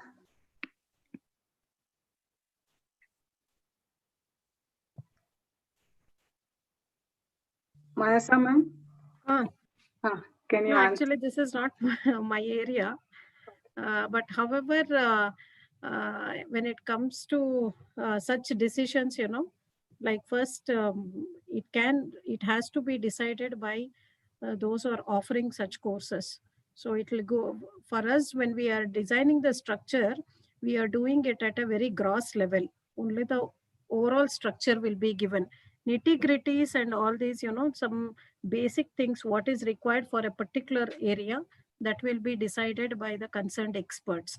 So I'm not a person in the area of engineering or architecture. So people who are in that area might be able to answer this. If I may interject, because I have specialized in engineering, the question is, if I have understood correctly, for engineering and architecture, should rural service be mandatory? Is that the question?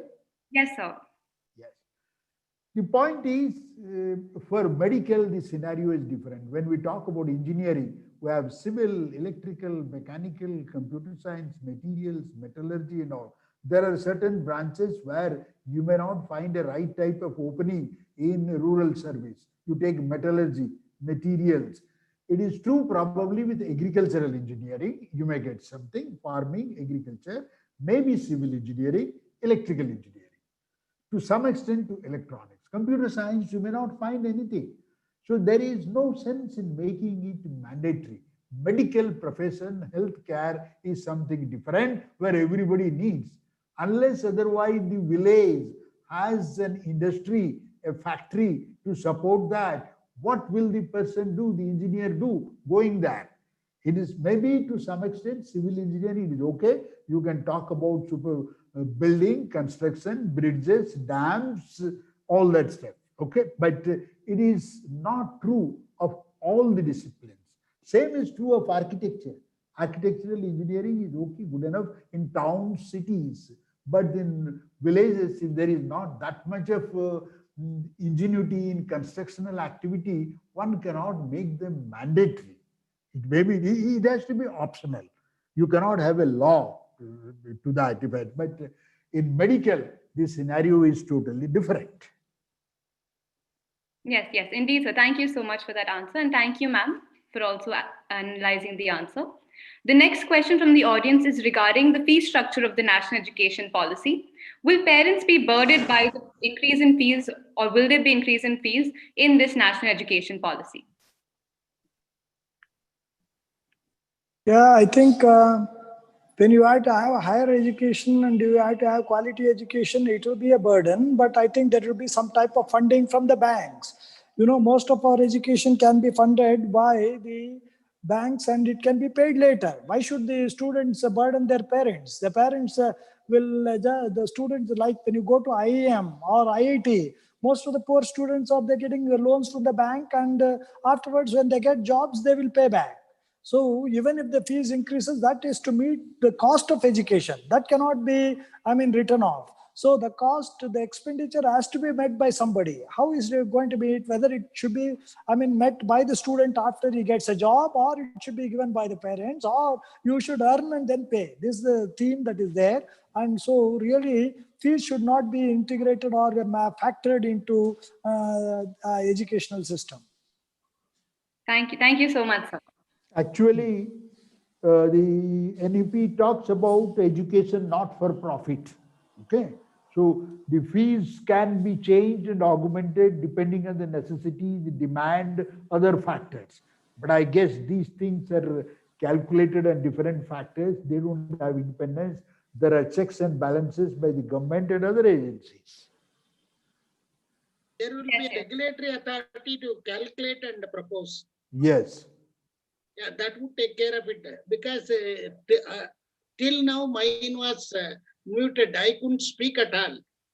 Oh, yeah, no, only I got it because I wanted to answer the first question and comment on the second question also. I was speaking, no one could. Okay, please go on, sir. So, with respect to financing, with respect to financing should not be a problem. The financing will be taken by different agencies. No profit. Yes, that's why we are talking. We are talking about CSR funds. Yeah. Thank you so much, panelists. The next question from the audience states, the national education policy also states that teachers play an important role. Will the teachers be made to acquire new degrees to continue teaching in their existing jobs? Can I answer, or can I answer that question? Sir, please answer, sir. Hello. Answer, sir. Hello. That's why you may answer the question, sir. Yeah. The problem here is that is the main reason why the teacher education is integrated into general education. Therefore, one can simultaneously, at least up to the +2, up to 12 years, 9 to 12, there should be some sort of education training that may be a requirement. That was the reason why this teacher education has to be there in multidisciplinary institutions. Therefore, they have to undergo, depending on their job, they may have to get the degree or some sort of exposure they have to have in the educational concepts. That would be a must. Otherwise, pedagogy would be very weak. Therefore, unless we train them, either one has to earn some sort of degrees, take some sort of courses, or there will be a higher education academy which trains, takes care of these things. Just as IAS officers or KAS officers go for training, even the teachers who are recruited, they have to get some sort of training in pedagogy and other things.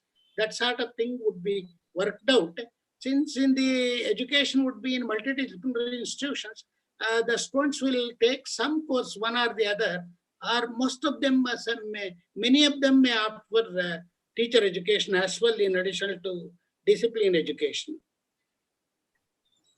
Thank you so much. If I may supplement something, as I was mentioning during my talk, as I said, in medical profession, before one enters into practice, goes through a housemanship or some internship.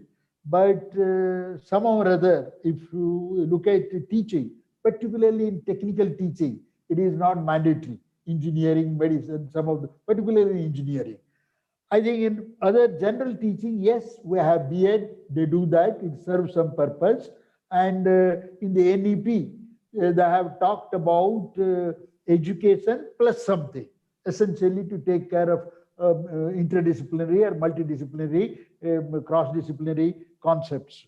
So the teacher training is something very, very, very important, because pedagogy, teaching skills, what has to be taught, and just introducing multidisciplinary concept is not the be-all and end of it. The student should really appreciate why they should know what is the link among between these subjects and how one subject is applied in other cases. So this type of teaching is something very important. I think these things may be prescribed in higher education qualification framework. Say to teach at each level, to what extent they should have undergone these courses or some sort of training. These things may be prescribed.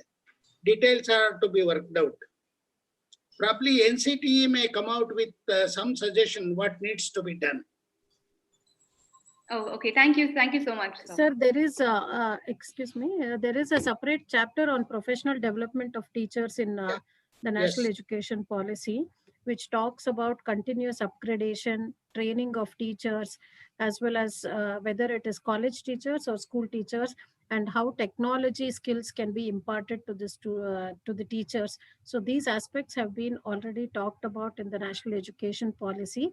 So that part will also be implemented apart from the B.Ed course, which will be introduced. So which is a multidisciplinary course again.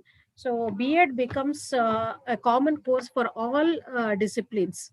So it is not that only school teachers will have to obtain a B.Ed degree.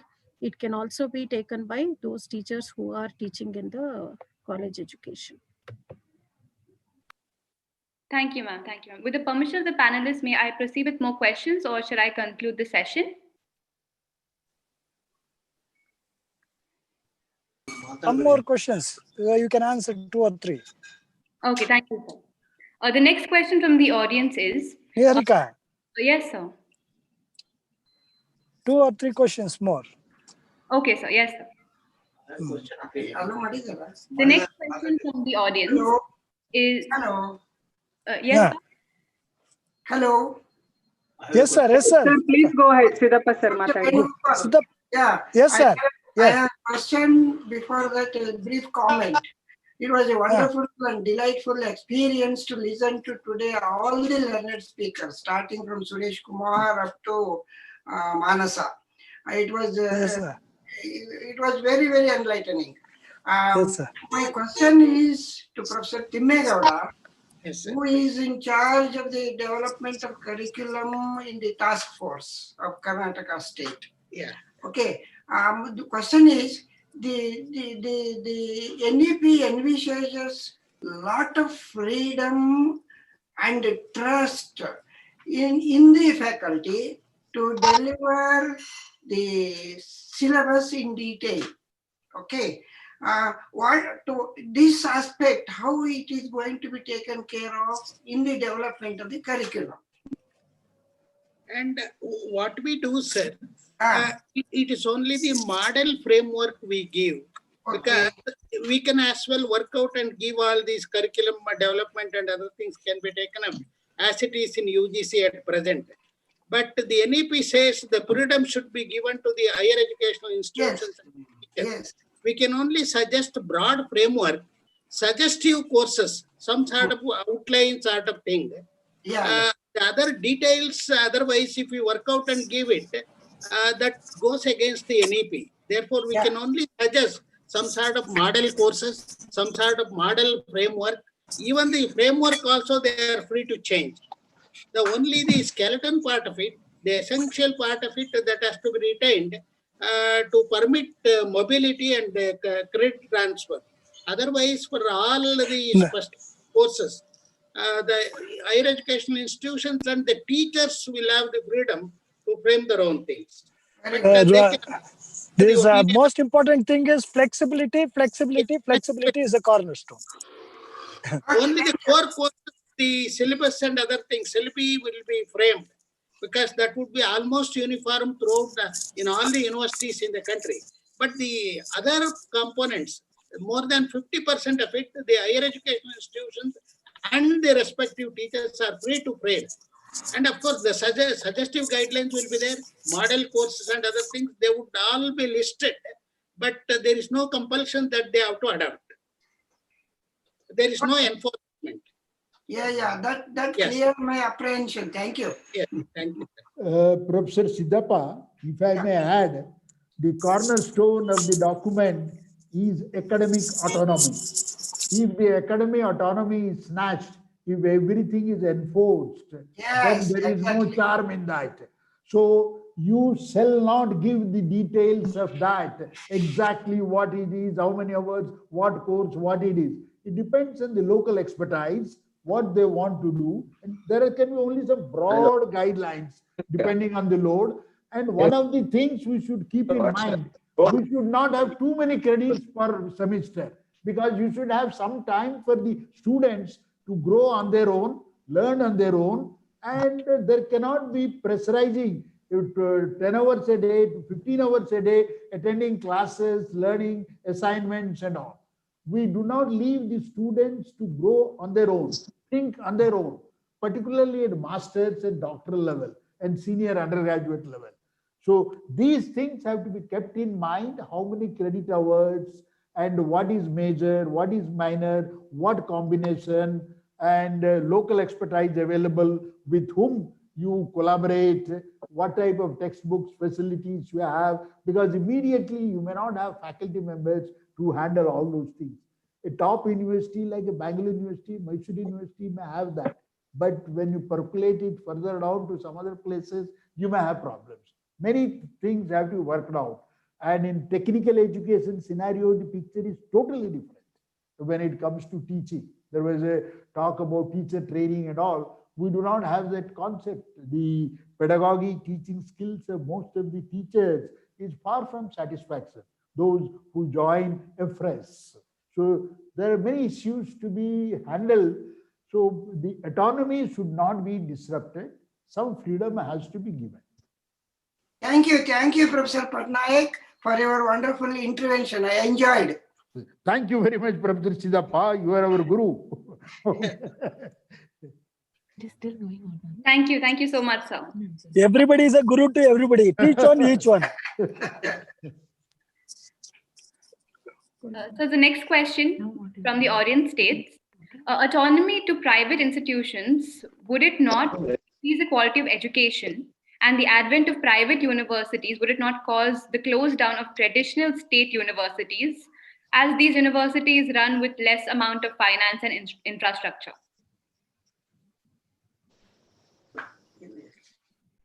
The policy, can I answer this?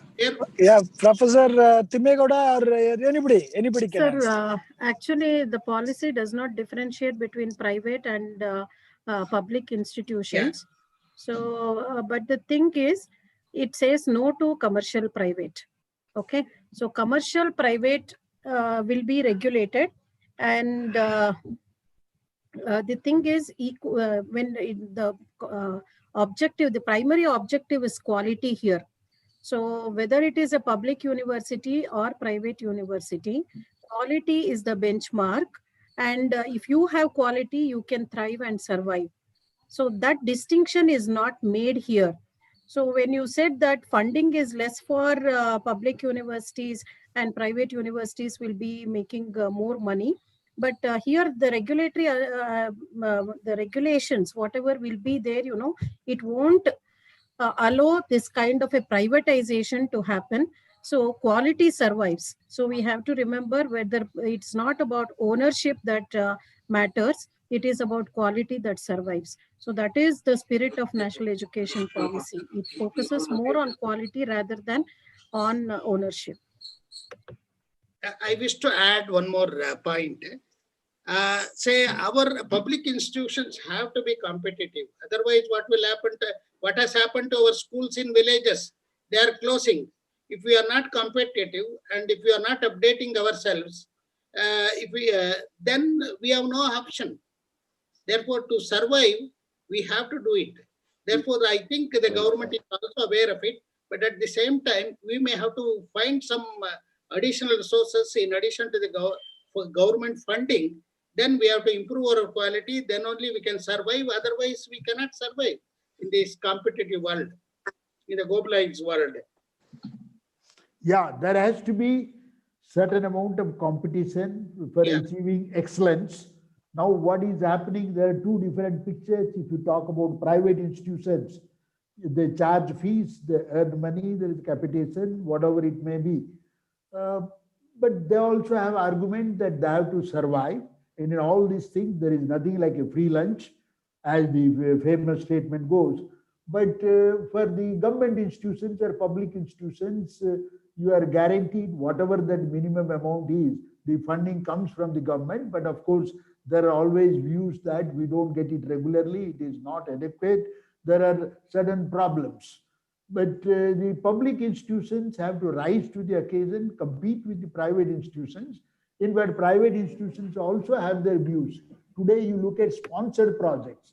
They complain, their view is that we don't get enough projects like what public institutions get from DST, DBT, CSR, defense. Any private institution getting a project today, they will say, you get 50% from your funding, we will give you 50%. So the government doesn't give full 100%. So there are both sides of the coin. I think the public institutions should rise to the occasion, compete with the private institutions, and strive for excellence. And the NEP document rightly says not for profit. I think there will be checks and balances to see that the fees cannot be simply increased. It cannot skyrocket. They cannot do that. It clearly states no commercialization of education. Thank you so much, panelists. It talks about philanthropy. Yeah. Philanthropic private. Thank you, panelists. The next question is, how does the policy assist the people who have already obtained a degree under the previous unintegrated education and who wish to get a new integrated degree?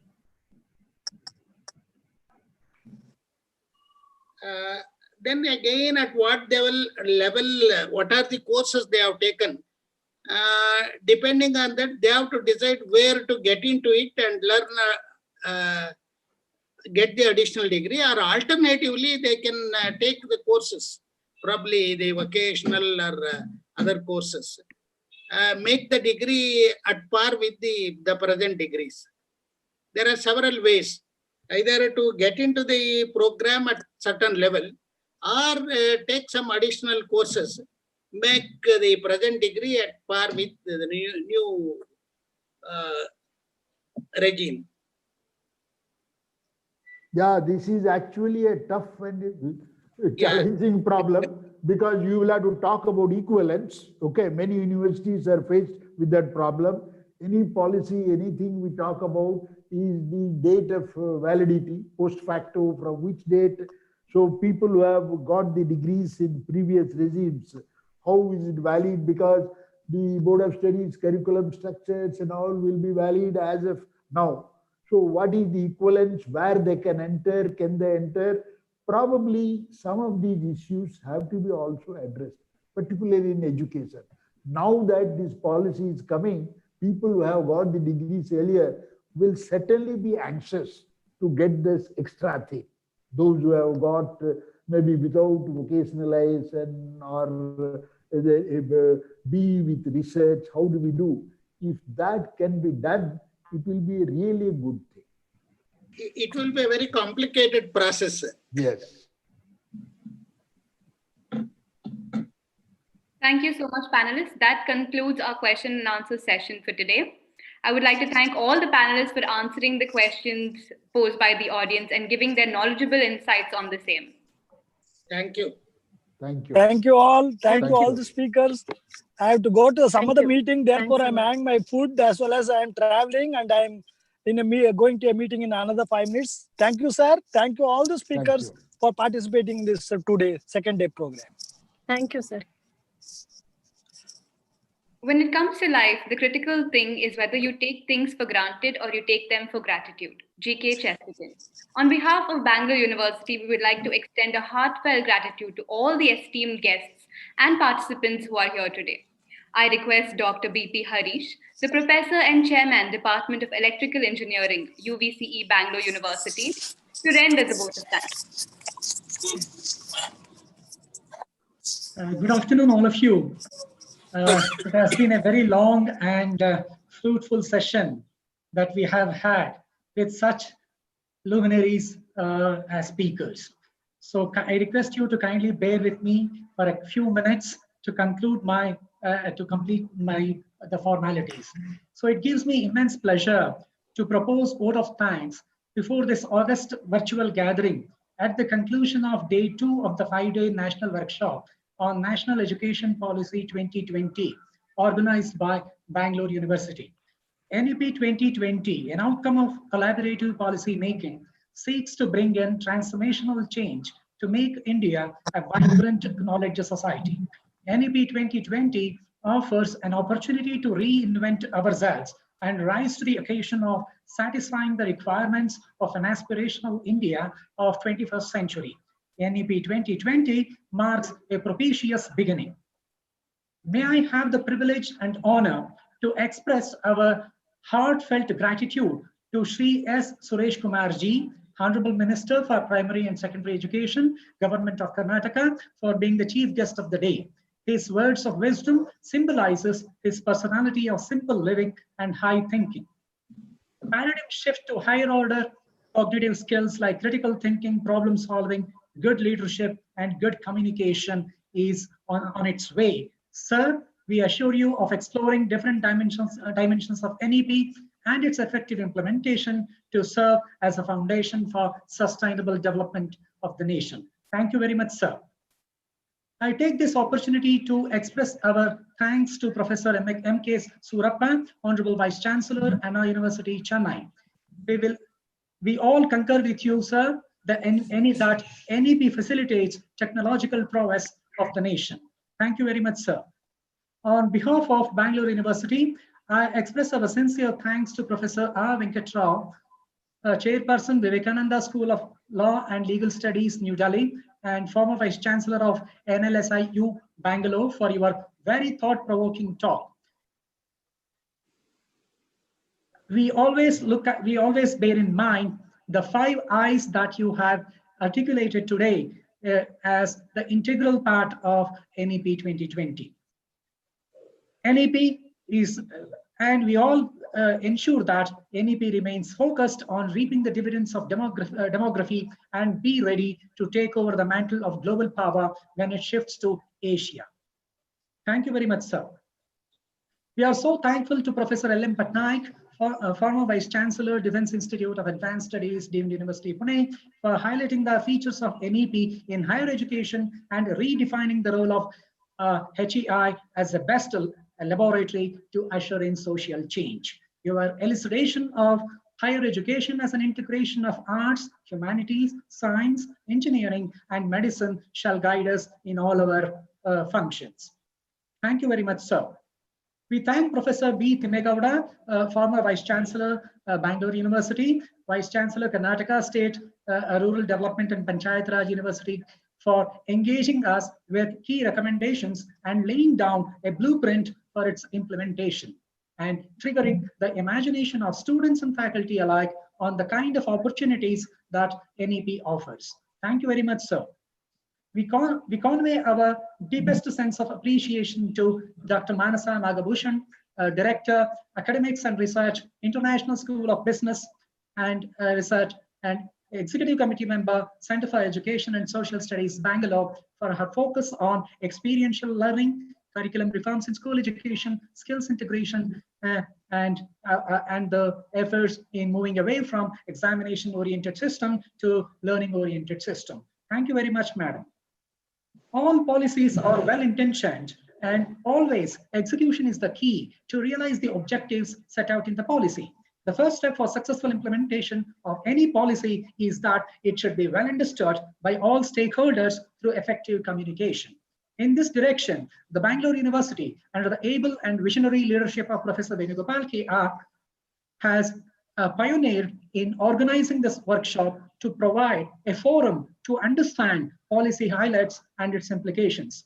I thank him for his presidential address, and he has been a source of inspiration and a pillar of strength to all our activities aimed at academic vibrancy at Bangalore University. We thank him for his untiring efforts to advance the cause of education. Thank you very much, sir. Thank you. Thank you. Thank you, sir. On behalf of Bangalore University, I thank the print and electronic media for your presence and wide coverage of this workshop to reach out to the public at large. This workshop witnesses coming together of government functionaries, officials of sector regulator, directors, vice chancellors, registrars, statutory officers, members of syndicate, members of academic council, eminent educationists, principals, deans, chairpersons, professors, students, and parents. And we thank them all. I thank the coordinators, Dr. Satish Gowda and Dr. Vahini Aravind, and their team for glitch-free conduct of this workshop. I thank all the participants for your enthusiastic participation. I thank you very much, and over to Niharika. Thank you so much, sir, for conveying the gratitude on behalf of Bangalore University. I would also like to Continue. I would like to thank Bangalore University for giving me this opportunity to be the master of ceremonies for today's session. Thank you. So we'll close. Next day event. Next day program. Please announce tomorrow. I would like program, Niharika. to all the participants present here today to join us tomorrow for the third day of the workshop. The theme revolves around governance and monitoring system. Tomorrow we have in store more luminaries present to give their views and insights on the national education policy. We have with us tomorrow Professor P. Balaram, the former Director, Indian Institute of Science, Bengaluru, Professor M. K. Sridhar, member UGC, New Delhi, Professor Dr. Sachidanand, the Vice Chancellor, Rajiv Gandhi University of Health Sciences, Bengaluru, Professor Guru Raj, founder and chairman, Academy for Creative Teaching, Bengaluru, and also, I'm sorry, there is a small glitch. I will repeat again. And also Professor Sandeep Shastri, the Vice Chancellor, Jain University, Bengaluru. I hope to see all of you present tomorrow for the sessions. We are very eager and looking forward to have you with us. Thank you all.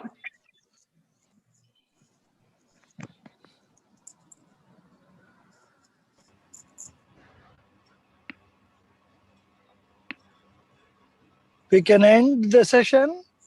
Vani.